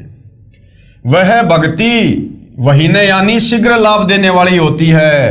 वह परमात्मा अपने तत्व ज्ञान को काव्यना यानी कवित्व से अर्थात कवियों की तरह दोहों शब्दों लोकोक्तियों चौपाइयों द्वारा, कबीर गिरवी यानी कबीर वाणी द्वारा अर्थात कबीर वाणी द्वारा, पवित्रम अतिरेभन यानी शुद्ध ज्ञान को ऊंचे स्वर में गरज गरज कर बोलते हैं। जैसे आज सतगुरु रामपाल जी इंटरनेशनल टीवी चैनलों पर गरज गरज कर इस तत्व ज्ञान का प्रचार कर रहे हैं, सर्वधर्म शास्त्रों का निष्कर्ष निकाल कर दिखा रहे हैं कि ब्रह्मा विष्णु महेश को भी तत्व ज्ञान नहीं है। बाकी आचार्य शंकराचार्य पोप पादरी मुल्ला मौलवी तो छोड़ दो, बहुत दूर की बात है। तो इसी प्रकार वो कबीर परमात्मा जब भी धरती पर आता है अपने तत्व ज्ञान का गरज गरज कर प्रचार करता है। वह कवि यानी कवि की तरह आचरण करने वाला कबीर देव संत रूप में प्रकट अमर परमात्मा होता है। आज संत रूप में प्रकट हैं कबीर भगवान सतगुरु रामपाल जी के रूप में। ऋग्वेद मंडल 9 सूक्त 96 मंत्र 17। अब विशेष क्या है, इस मंत्र के मूल पाठ में 2 बार कवि शब्द है। आर्य समाज के अनुवादकर्ताओं ने एक ही कवि का अर्थ नहीं किया है। क्यों नहीं किया? क्योंकि इनकी पोल पट्टी खुल जाती, क्योंकि इस मंत्र में परमात्मा जी ने अपना नाम बताया है, कवि, कबीर देव। विवेचन, यह ऋग्वेद मंडल 9 सूक्त 96 मंत्र 18 की फोटोकॉपी है, जिसका अनुवाद महर्षि दयानंद जी के अनुयायियों ने किया है। सार्वदेशिक आर्य प्रतिनिधि सभा दिल्ली द्वारा अनुवादित है। इस पर विवेचन करते हैं। इसके अनुवाद में भी बहुत सी गलतियां हैं जो आर्य समाज के आचार्यों ने की हैं, क्योंकि उनको तत्व ज्ञान नहीं था। हम संस्कृत भी समझ सकते हैं। विवेचन करता हूं तथा यथार्थ अनुवाद व भावार्थ स्पष्ट करता हूं।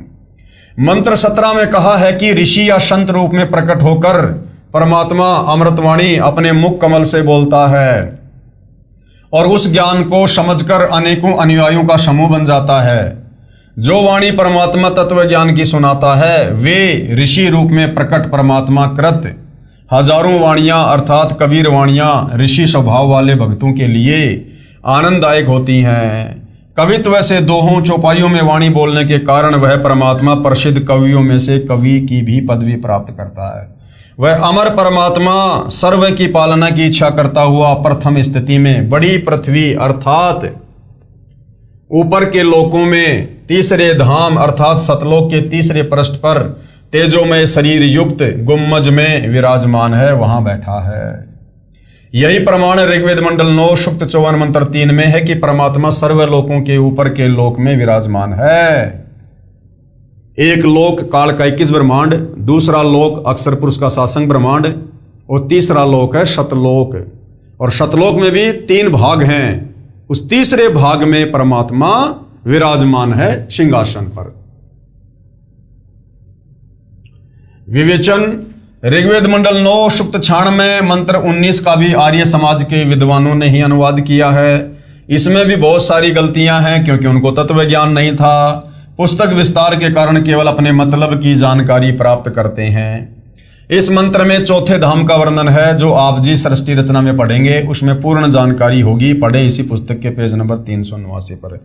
चौथा धाम यानी सतलोक, ऊपर के लोकों में जो अजरो अमर और जो अविनाशी लोक हैं, ऊपर के 4 लोक, उनमें सबसे पहले है सतलोक, दूसरे नंबर पे है अलख लोक, तीसरे नंबर पे है अगम लोक और चौथे नंबर पर है अनामी लोक। तो अनामी लोक में परमात्मा सिंहासन पर विराजमान रहते हैं।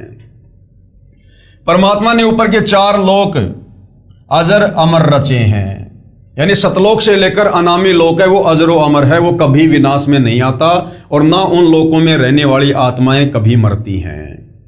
नंबर 1 है अनामी लोक जो सबसे ऊपर है, नंबर 2 है अगम लोक, नंबर 3 है अलख लोक और चौथा है सतलोक। हम पृथ्वी लोक पर हैं, यानी हम काल के 21 ब्रह्मांड की इस पृथ्वी पर हैं। यहां से ऊपर के लोकों की गिनती करेंगे तो एक सतलोक है, दूसरा अलख लोक है, तीसरा अगम लोक, चौथा अनामी लोक गिना जाता है। वो चौथे धाम में बैठकर यानी अनामी लोक में बैठकर परमात्मा ने सर्व ब्रह्मांड व लोकों की रचना की थी सर्वप्रथम। शेष रचना सतलोक में बैठकर की थी। आर्य समाज के अनुवादकों ने तुरिया परमात्मा अर्थात चौथे परमात्मा का वर्णन किया है। ये चौथा धाम है, यानी अनामी लोक के विषय में चर्चा है। उसमें मूल पाठ मंत्र 19 का भावार्थ है कि तत्वदर्शी संत चौथे धाम तथा चौथे परमात्मा का भिन्न भिन्न वर्णन करता है, जो सतगुरु रामपाल जी ने सृष्टि रचना के माध्यम से किया है। पाठक जन कृपया पढ़े सृष्टि रचना इसी पुस्तक के पेज नंबर 389 पर, जिससे आप जी को ज्ञान होगा कि लेखक यानी सतगुरु रामपाल जी ही वह तत्वदर्शी संत है जो तत्व ज्ञान से परिचित है, परिपूर्ण है। आगे देखिए भाई और बहनों, ये ऋग्वेद मंडल 9 सूक्त 96 मंत्र 20 है। इसका यथार्थ अनुवाद सतगुरु रामपाल जी कर रहे हैं। विवेचन, ऋग्वेद मंडल 9 सूक्त 96 मंत्र 20 का यथार्थ ज्ञान जानते हैं। इस मंत्र का अनुवाद महर्षि दयानंद के चेलों द्वारा किया गया है। इनका दृष्टिकोण ये रहा है कि परमात्मा निराकार है, क्योंकि तत्व ज्ञान के अभाव में, सृष्टि रचना के अभाव में इन्होंने परमात्मा को निराकार मान रखा है कि परमात्मा दिखाई नहीं देता, जबकि वेद गवाही दे रहे हैं परमात्मा साकार है। क्योंकि महर्षि दयानंद जी ने यह बात दृढ़ की है कि परमात्मा निराकार है अपने सत्यार्थ प्रकाश में, इसलिए अनुवादक ने सीधे मंत्र का अनुवाद घुमा फिरा कर दिया। अब महर्षि दयानंद जी ने क्या किया भाई और बहनों, वेद पढ़े बाद में और जल्दबाजी में उन्होंने महिमा के चक्कर में सत्यार्थ प्रकाश लिखकर समाज में बंटवा दी। और सत्यार्थ प्रकाश में लिख दिया कि परमात्मा पाप नाश नहीं कर सकता, परमात्मा दिखाई नहीं देता, परमात्मा निराकार है। और उसके बाद जब उन्होंने वेदों को पढ़ा तो वेद तो कह रहे हैं कि परमात्मा दिखाई देता है, परमात्मा साकार है, संत रूप में धरती पर चल के आता है और चारों युगों में परमात्मा एक एक लीला शिशु रूप में धरती पर प्रकट होकर अपने ज्ञान प्रचार की करता है। परमात्मा घोर से घोर पापों का नाश करता है, राजा के समान वो दर्शनीय है। तीसरे धाम सतलोक में, रित धाम में वो सिंहासन पर बैठा है। तो बाद में दयानंद सरस्वती जी का सर घूम गया। अब उन्होंने सोचा मैं क्या करूं, अब वेदों में तो परमात्मा साकार लिखा है, नर रूप है, राजा के समान है, और मैंने पुस्तक में लिखकर समाज को बता दिया कि परमात्मा निराकार है। तो महर्षि दयानंद जी ने अपनी बेइज्जती से बचने के लिए भगत समाज को गुमराह कर दिया और अपने उस सत्यार्थ प्रकाश वाले अज्ञान को ऊपर रखने के दृष्टिकोण से इन वेद मंत्रों में हेरा फेरी कर दी, अर्थों का अनर्थ कर दिया, परमात्मा का नाम तक नहीं लिखा और यहां भी घुमा फिरा के परमात्मा को निराकार साबित करने की कुछ चेष्टा की है। लेकिन भाई और बहनों, परमात्मा कहते हैं चोर चुरावे तू मड़ी, वो गाड्डे पानी मां, वह गाड्डे वह ऊपर आवे सच्चाई छानी ना। तो आज ये सच्चाई परम पूज्य सतगुरु रामपाल जी के प्रयासों से ऊपर आ चुकी है।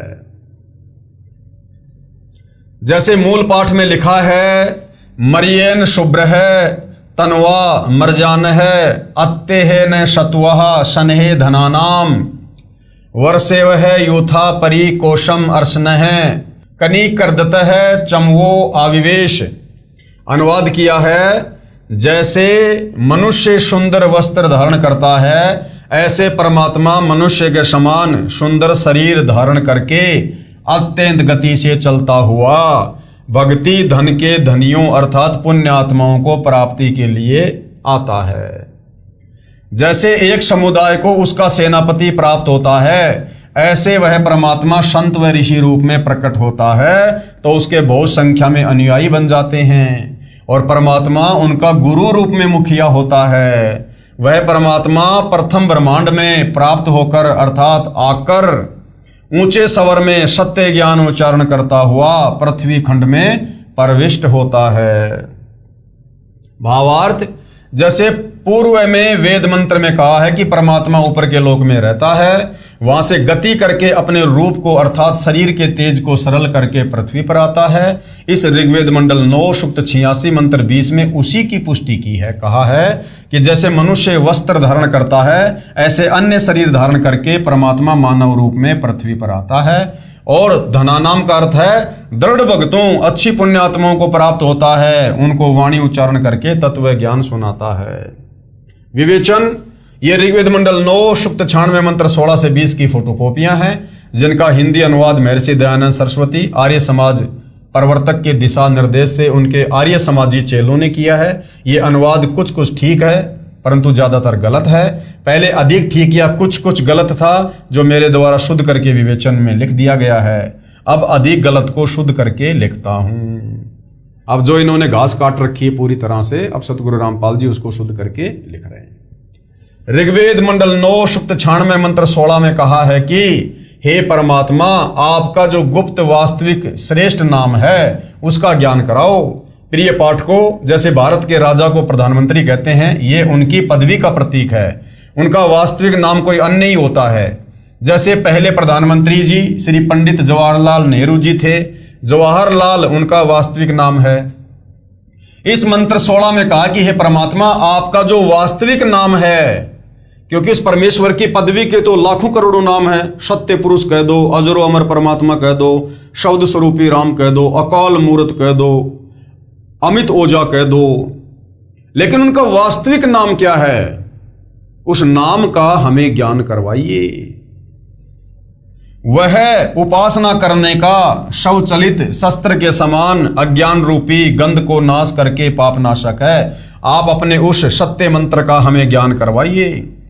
हे अमर परमेश्वर, आपका वह मंत्र श्वासों द्वारा नाक आदि इंद्रियों से श्वास से जपने से विद्युत जैसी गति से अर्थात शीघ्रता से भक्ति धन से परिपूर्ण करके ऐश्वर्य को तथा मोक्ष को प्राप्त करवाइए। प्रिय पाठकों से निवेदन है कि इस ऋग्वेद मंडल 9 सूक्त 96 मंत्र 16 के अनुवाद में बहुत सी गलतियां थी जो शुद्ध कर दी गई हैं। प्रमाण के लिए मूल पाठ में अभिवाजम शब्द है, इसका अनुवाद नहीं किया गया है।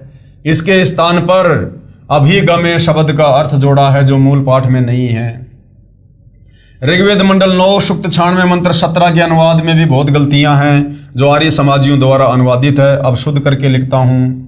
जैसा कि पूर्वोक्त ऋग्वेद मंडल 9 सूक्त 86 मंत्र 82 के मंत्रों में प्रमाण है कि परमात्मा अपने शाश्वत स्थान से जो धूल लोक के तीसरे स्थान पर विराजमान है वहां से चलकर पृथ्वी पर जानबूझकर किसी खास मकसद से प्रकट होता है। परमात्मा सर्व ब्रह्मांडों में बसे प्राणियों की परवरिश 3 स्थिति में करते हैं। पहली स्थिति है परमात्मा ऊपर सतलोक अर्थात अविनाशी धाम में सिंहासन यानी तख्त पर बैठकर सर्व ब्रह्मांडों का संचालन करते हैं। दूसरा नंबर, जब चाहे साधु संत के रूप में अपने शरीर का तेज सरल करके अच्छी आत्माओं को मिलते हैं। प्रत्येक युग में किसी जलाशय में खिले कमल के फूल पर नवजात शिशु का रूप बनाकर प्रकट होते हैं। ये तीसरी स्थिति है। और फिर वहां से क्या होता है, निसंतान दंपत्ति अपने घर ले जाते हैं। बचपन से ही वह परमात्मा अपना वास्तविक भक्ति ज्ञान, जिसे तत्व ज्ञान भी कहते हैं, चौपाइयों, दोहों, साखियों व कविताओं के रूप में सुनाते हैं। जैसे 650 साल पहले आदरणीय रामदेवानंद जी को परमात्मा मात्र 5 वर्ष की लीला में उम्र से ही उनके गुरु बनकर ज्ञान समझाने लग गए थे। जैसे सन 1398 में विक्रमी संवत 1455 में परमात्मा अपने निज स्थान से चलकर भारतवर्ष के काशी शहर के बाहर लहरतारा नामक जलाशय में कमल के फूल पर शिशु रूप धारण करके प्रकट हुए थे। वहां से न्यूरू नीमा जुलाहा दंपत्ति अपने घर ले गए थे। धीरे धीरे परमात्मा बड़े हुए, कबीर वाणी बोलकर ज्ञान सुनाया था। प्रमाण ऋग्वेद मंडल 9 सूक्त 1 मंत्र 9 में है जो आर्य समाज के आचार्यों द्वारा अनुवादित है। उसमें भी कुछ गलती है, ज्यादा नहीं है। ये ऋग्वेद मंडल 9 सूक्त 1 मंत्र 9 की फोटोकॉपी है। विवेचन, ये फोटोकॉपी ऋग्वेद मंडल 9 सूक्त 1 मंत्र 9 की है। इसमें स्पष्ट है कि अमर परमात्मा जब शिशु रूप में प्रकट होता है तो उसकी परवरिश की लीला कुंवारी गायों द्वारा होती है। यही प्रमाण कबीर सागर के अध्याय ज्ञान प्रकाश में है कि जिस परमेश्वर कबीर जी को नीरू नीमा अपने घर ले गए, तब शिशु रूपधारी परमात्मा ने न अन्न खाया न दूध पिया। फिर स्वामी रामानंद जी के बताने पर एक कुंवारी गाय अर्थात एक बछिया नीरू लाया। उसने तत्काल दूध दिया। उस कुंवारी गाय के दूध से परमेश्वर की परवरिश की लीला हुई थी। कबीर सागर लगभग 600 वर्ष पहले का लिखा हुआ है। कोई ये ना सोचे कि आज सतगुरु रामपाल जी ने लिखकर अपने तरफ से बना दिया होगा। ऋग्वेद मंडल 9 सूक्त 1 मंत्र 9 के अनुवाद में कुछ गलती की है। जैसे ये शब्द है अभी अधन्या, तो इन लोगों ने अनुवाद करते समय आर्य समाज के लोगों ने क्या कर दिया, अभी अधन्या का अर्थ अहिंसनीय कर दिया, जो गलत है। हरियाणा प्रांत के जिला रोहतक में गांव धनाना में लेखक का जन्म हुआ। यानी सतगुरु रामपाल जी अपने आप को छुपाते हुए कह रहे हैं कि मैं धनाना गांव में आया, जो वर्तमान में जिला सोनीपत में है। इस क्षेत्र में जिस गाय ने गर्भ धारण न किया हो तो कहते हैं कि ये धनाई हुई नहीं है, ये बिना धनाई है। ये अपभ्रंश शब्द है। एक गाय के लिए अधीन शब्द है, बहुवचन के लिए अधन्या शब्द है। अधन्या का अर्थ है बिना धनाई गौवें, तथा अभी अधन्या का अर्थ है पूर्ण रूप से बिना धनाई अर्थात कंवारी गायें अर्थात बछियां। अब ऋग्वेद मंडल 9 सूक्त 96 मंत्र 17 का शुद्ध अनुवाद करता हूं, केवल हिंदी।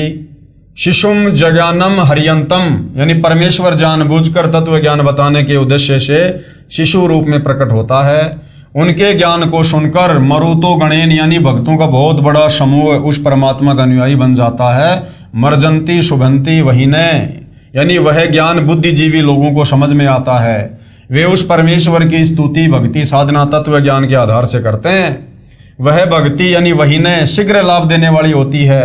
वे परमात्मा अपने तत्व ज्ञान को काव्यना यानी कवित्व से अर्थात कवियों की तरह दोहों, शब्दों, लोकोक्तियों, चौपाइयों द्वारा, कबीर यानी कबीर वाणी द्वारा अर्थात कबीर वाणी द्वारा, पवित्रम अतिरेवन यानी शुद्ध ज्ञान को ऊंचे स्वर में गरज गरज कर बोलते हैं। वह कवि अर्थात कवि की तरह आचरण करने वाला कबीर देव संत रूप में प्रकट सोम यानी अमर परमात्मा होता है। ऋग्वेद मंडल 9 सूक्त 96 मंत्र 17। विशेष इस मंत्र के मूल पाठ में 2 बार कवि शब्द है। आर्य समाज के अनुवादकर्ताओं ने एक कवि का अर्थ ही नहीं किया। विवेचन ऋग्वेद मंडल 9 सूक्त 96 मंत्र 18 पर विवेचन करते हैं। इसके अनुवाद में भी बहुत सारी गलतियां हैं। हम संस्कृत भी समझ सकते हैं, विवेचन करता हूं तथा यथार्थ अनुवाद व भावार्थ स्पष्ट करता हूं।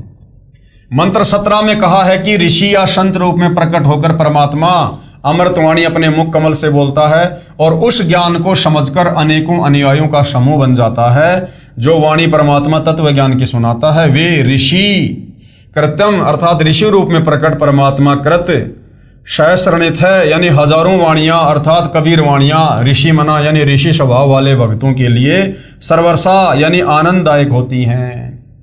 कवि नाम पदवी यानी कवित्व से दोहों चौपाइयों में वाणी बोलने के कारण वह परमात्मा कवियों में से एक प्रसिद्ध कवि की पदवी भी प्राप्त करता है। वह सोम यानी अमर परमात्मा शिशासन अर्थात सर्व की पालन की इच्छा करता हुआ प्रथम स्थिति में महिषे यानी बड़ी पृथ्वी अर्थात ऊपर के लोकों में यानी तृतीयम धाम तीसरे धाम अर्थात सतलोक के तीसरे पृष्ठ पर अनुराजित यानी तेजोमय शरीर युक्त स्तूप यानी गुम्मज में विराजम यानी विराजमान है, वहां बैठा है। यही प्रमाण ऋग्वेद मंडल 9 सूक्त 54 मंत्र 3 में भी है कि परमात्मा सर्व लोकों के ऊपर के लोक में विराजमान है। तिष्ठति यानी बैठा है।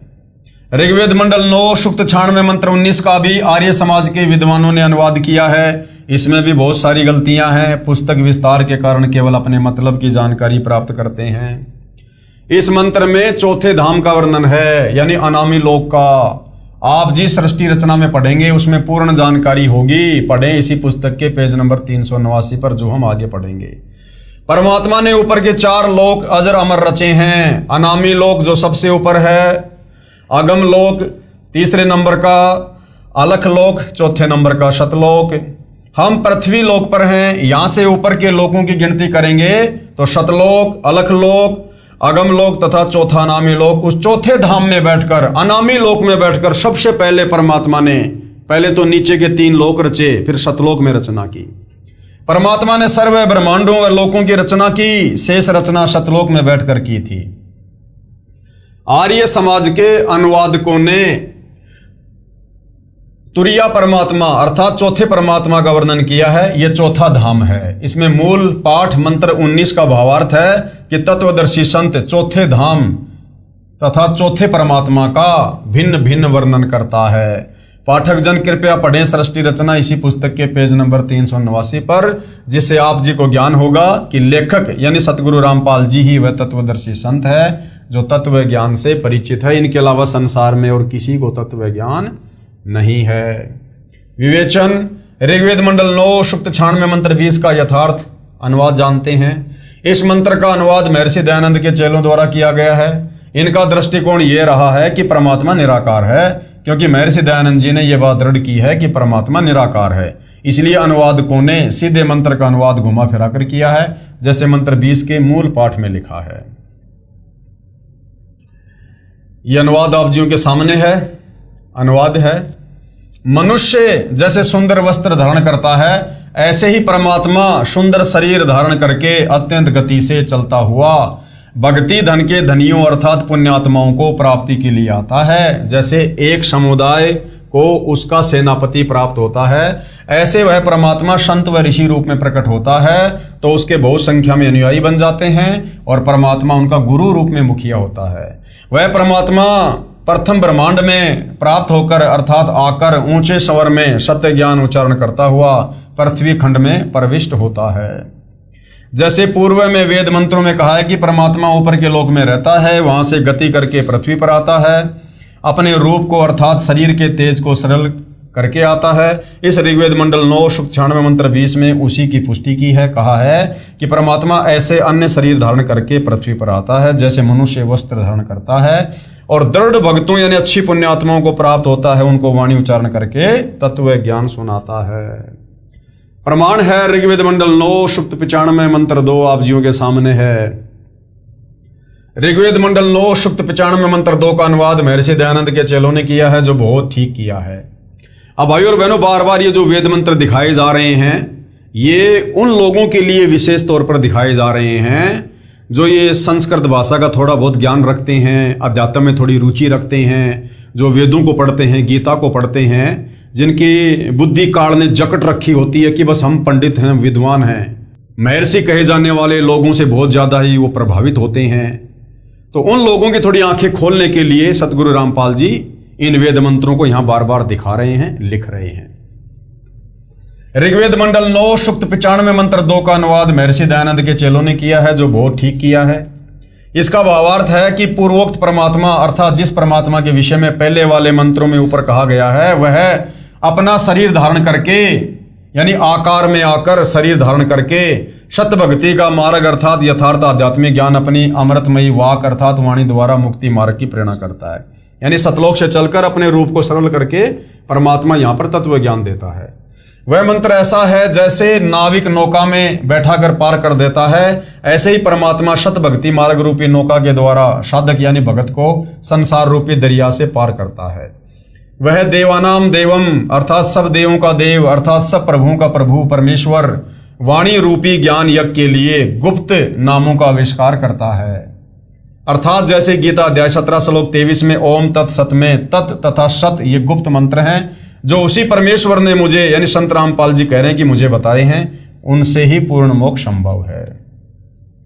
तो भाई और बहनों, आज वर्तमान में उन गुप्त मंत्रों को खोलकर किसने बताया? गीता अध्याय 17 श्लोक 23 में जो ओम तत् सत है, ओम तो सीधा सीधा काल का है, तत् और सत ये गुप्त हैं। तो वेदों में लिखा कि वो परमात्मा संत रूप में धरती पर प्रकट होकर उन गुप्त नामों का आविष्कार करता है। तो ये ओम तत्सत का भेद आज वर्तमान में किसने दिया? सतगुरु रामपाल जी ने। किसने आविष्कार किया? सतगुरु रामपाल जी ने। तो कौन हुए पूर्ण परमात्मा? सतगुरु रामपाल जी। सूक्ष्म वेद में परमेश्वर ने कहा है, सोहम शब्द हम जग में लाए, सार शब्द हम गुप्त छुपाए। तो आज उस सार शब्द का खुलासा किसने किया? सतगुरु रामपाल जी ने। भावार्थ, परमेश्वर ने स्वयं सोहम शब्द भक्ति के लिए बताया है। यह सोहम मंत्र किसी भी प्राचीन ग्रंथ यानी वेद, गीता, कुरान, पुराण तथा बाइबल में नहीं है। यानी 650 साल पहले जब कबीर परमात्मा आए, उससे पहले के किसी भी ग्रंथ में यह सोहम मंत्र आपको देखने को नहीं मिलेगा। 650 साल पहले आकर परमात्मा जी ने सोहम शब्द दिया था दीक्षा में।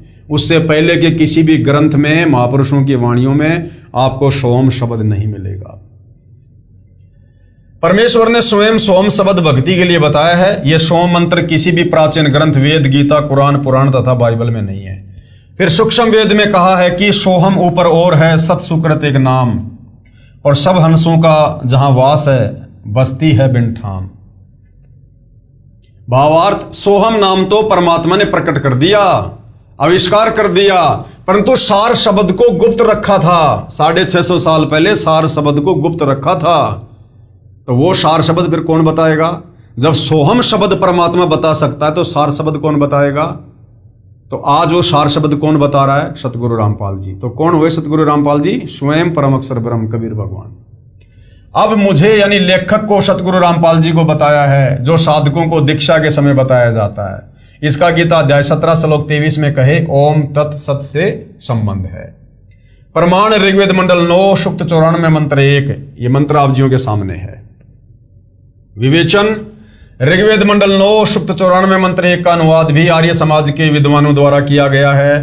पुस्तक विस्तार को ध्यान में रखते हुए उन्हीं के अनुवाद से अपना मत सिद्ध करते हैं। जैसे पूर्व में लिखे वेद मंत्रों में बताया गया है कि परमात्मा अपने मुख कमल से वाणी उच्चारण करके तत्व ज्ञान बोलता है। लोकोक्तियों के माध्यम से आज सतगुरु रामपाल जी अपने मुख कमल से ही तो बोल रहे हैं। वेदों में यही तो लिखा है। कवित्व से दोहों शब्दों साखियों चौपाइयों के द्वारा वाणी बोलने से प्रसिद्ध कवियों में से भी एक कवि की उपाधि प्राप्त करता है। उसका नाम कबीर देव अर्थात कबीर साहिब है।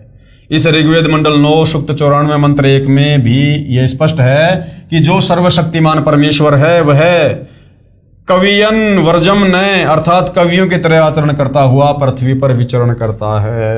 ऋग्वेद मंडल 9 सूक्त 20 मंत्र 1 यह आप जियों के सामने है। विवेचन परमेश्वर जी ने किया है। ऋग्वेद मंडल 9 सूक्त 20 मंत्र 1 का अनुवाद भी आर्य समाज के विद्वानों ने किया है।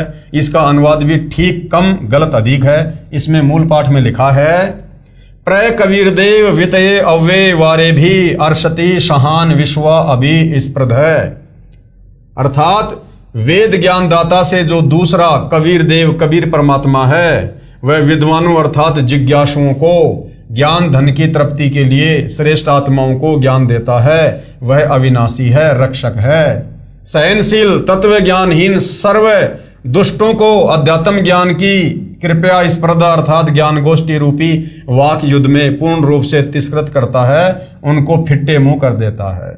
यानी ज्ञान चर्चा में कोई उसके सामने टिक नहीं पाता है, सबको फिट्टे मुंह कर देता परमात्मा जब तत्वदर्शी संत के रूप में आता है। विशेष इस मंत्र के अनुवाद में आप फोटोकॉपी में देखेंगे तो पता चलेगा कि कई शब्दों के अर्थ आर्य विद्वानों ने छोड़ रखे हैं। जैसे ये प्रय शब्द है, वारिभी शब्द है, जिस कारण से वेदों का यथार्थ भाव सामने नहीं आ सका। मेरे अनुवाद से स्पष्ट है कि वह परमात्मा अच्छी आत्माओं यानी दृढ़ भक्तों को ज्ञान देता है। उसका नाम भी लिखा है कबीर देव, हम कबीर परमेश्वर जी कह देते हैं। प्रमाण ऋग्वेद मंडल 9 सूक्त 54 मंत्र 3 है, आप जियों के सामने है। विवेचन है ऋग्वेद मंडल 9 सूक्त 54 मंत्र 3 की फोटोकॉपी में आप देखिए।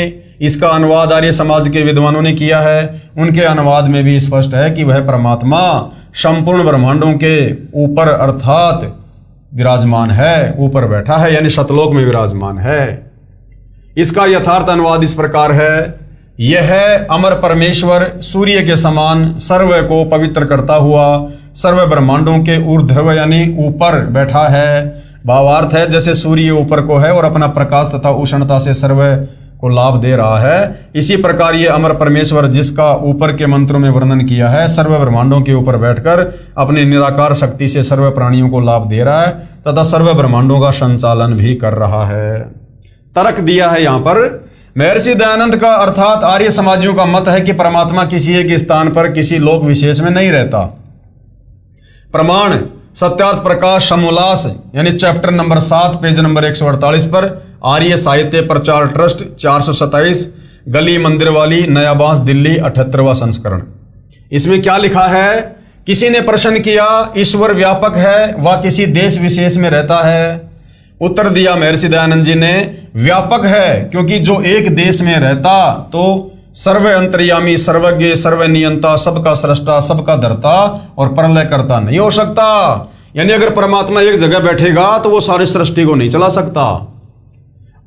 अप्रपात देश में कर्ता की क्रिया का होना असंभव है। सत्यार्थ प्रकाश का लेख समाप्त। और वेद क्या कह रहे हैं? महर्षि दयानंद जी नहीं मानते थे कि परमात्मा किसी देश अर्थात स्थान विशेष पर रहता है। महर्षि दयानंद जी वेद ज्ञान को सत्य ज्ञान मानते थे और वेदों में लिखा है परमात्मा एक देश में रहता है, सतलोक में रहता है, वहां से गति करके आता है। आप जिन्हें अनेकों वेद मंत्रों में अपनी आंखों पढ़ा कि परमेश्वर ऊपर एक स्थान पर रहता है, वहां से गति करके यहां भी प्रकट होता है। महर्षि दयानंद तथा आर्य समाजी परमात्मा को निराकार मानते हैं। इसका प्रमाण कहाँ है? सत्यार्थ प्रकाश के समोल्लास नंबर 9 पेज नंबर 176, समोल्लास 7 पेज 149, समोल्लास 11 पेज 251 पर कहा है कि परमात्मा निराकार है यानी दिखाई नहीं देता। प्रिय पाठकों ने अनेकों वेद मंत्रों में पढ़ा कि परमात्मा साकार है, वह मनुष्य जैसा है, ऊपर के लोक में रहता है, वहां से गति करके चलकर आता है, पृथ्वी पर प्रकट होता है। अच्छी आत्माओं को जो दृढ़ भगत होते हैं उनको मिलता है, उनको तत्व ज्ञान अपने मुख कमल से बोलकर सुनाता है, कवियों की तरह आचरण करता है, पृथ्वी पर विचरण करके परमात्मा अपना अध्यात्म ज्ञान ऊंचे स्वर में उच्चारण करके सुनाता है। गीता अध्याय 4 श्लोक 32 में भी यही कहा है। प्रिय पाठकों, आप स्वयं निर्णय करें कि किसको कितना आध्यात्मिक ज्ञान था। महर्षि दयानंद जी को आध्यात्मिक ज्ञान था या वास्तव में सतगुरु रामपाल जी को आध्यात्मिक ज्ञान है। विशेष आश्चर्य यह है कि वेद मंत्रों का अनुवाद भी महर्षि दयानंद जी तथा उनके चेलों आर्य समाजियों ने किया हुआ है, जिसमें उनके मत का विरोध है। यानी सत्यार्थ प्रकाश में तो लिखा है कि परमात्मा निराकार है, पाप नाश नहीं करता, किसी एक देश में नहीं रहता, एक लोक में नहीं रहता। और वेद कह रहे हैं परमात्मा साकार है, नराकार है, वहां से चल के आता है, घोर से घोर पापों का नाश करता है। और धूलोक के तीसरे पृष्ठ यानी सतलोक के तीसरे पोर्शन में राजा की तरह सिंहासन पर विराजमान है। निवेदन कर रहे हैं सतगुरु रामपाल जी, वेद मंत्रों की फोटोकॉपियां लगाने का उद्देश्य यह है कि यदि मैं यानी लेखक सतगुरु रामपाल जी अनुवाद करके पुस्तक में लगाता तो अन्य व्यक्ति ये कह देते कि संत रामपाल जी को संस्कृत भाषा का ज्ञान नहीं है, इसलिए इनके अनुवाद पर विश्वास नहीं किया जा सकता। अब यह शंका उत्पन्न ही नहीं हो सकती। अब तो यह दृढ़ता आएगी कि संत रामपाल जी ने तो वेद मंत्रों का अनुवाद किया है, वह यथार्थ है। यथार्थ कबीर प्राकाट्य प्रकरण यानी वो सच्चाई जो कबीर परमात्मा 650 साल पहले बनारस के काशी में लहतारा तालाब पर कमल के विकसित फूल पर शिशु रूप में प्रकट हुए थे। कबीर साहिब चारों युगों में आते हैं। अब सत्यनारायण कथा, अमर कथा, कबीर परमेश्वर जी की महिमा का वर्णन है आगे कि कबीर परमात्मा चारों युगों में प्रकट होते हैं, पृथ्वी पर सतलोक से चलकर आते हैं, सहशरीर शिशु रूप में प्रकट होते हैं, तत्व ज्ञान का कबीर वाणियों द्वारा गरज गरज कर उच्चारण करके प्रचार करते हैं। तो भाइयों और बहनों, सतगुरु रामपाल जी ने जनता की अदालत में, जनता के सामने सर्व धर्मशास्त्रों को जिनको वो प्रमाणित मानते हैं दिखा दिखा कर क्लियर कर दिया कि परमात्मा का नाम कबीर है, वो सहशरीर है, सतलोक में रहता है, अच्छी आत्माओं को धरती पर आकर मिलता है, उनको तत्व ज्ञान देता है, घोर से घोर पापों का नाश करता है। और उसी परमात्मा की महिमा चारों वेद गा रहे हैं, गीता जी गा रही हैं। और उसी परमात्मा की सतभक्ति यानी शास्त्र अनुकूल साधना करने से ही हमें मोक्ष मिलेगा। और वो शास्त्र अनुकूल साधना वो परमात्मा खुद गीता अध्याय 4 श्लोक 34 के अनुसार तत्वदर्शी संत के रूप में धरती पर प्रकट होकर स्वयं ही देता है। तो क्लियर हो गया कि वो कबीर भगवान आज धरती पर सतगुरु रामपाल जी हैं। तो भाइयों और बहनों, कबीर परमात्मा चारों युगों में आते हैं और इस कलयुग में लगभग 650 साल पहले वो कबीर नाम से प्रकट हुए। और किस प्रकार से उन्होंने क्या क्या लीला की, किस प्रकार से उनकी बाल्यकाल में लीलामय तरीके से परवरिश हुई, इन तमाम जानकारियों को हम अगले एपिसोड में समझेंगे। तब तक पूज्य गुरुदेव भगवान हम सबको आज्ञा दें, आशीर्वाद दें, सद्बुद्धि दें, हमारा मार्गदर्शन करें। बंदी छोड़ सतगुरु रामपाल जी परमेश्वर जी की जय हो।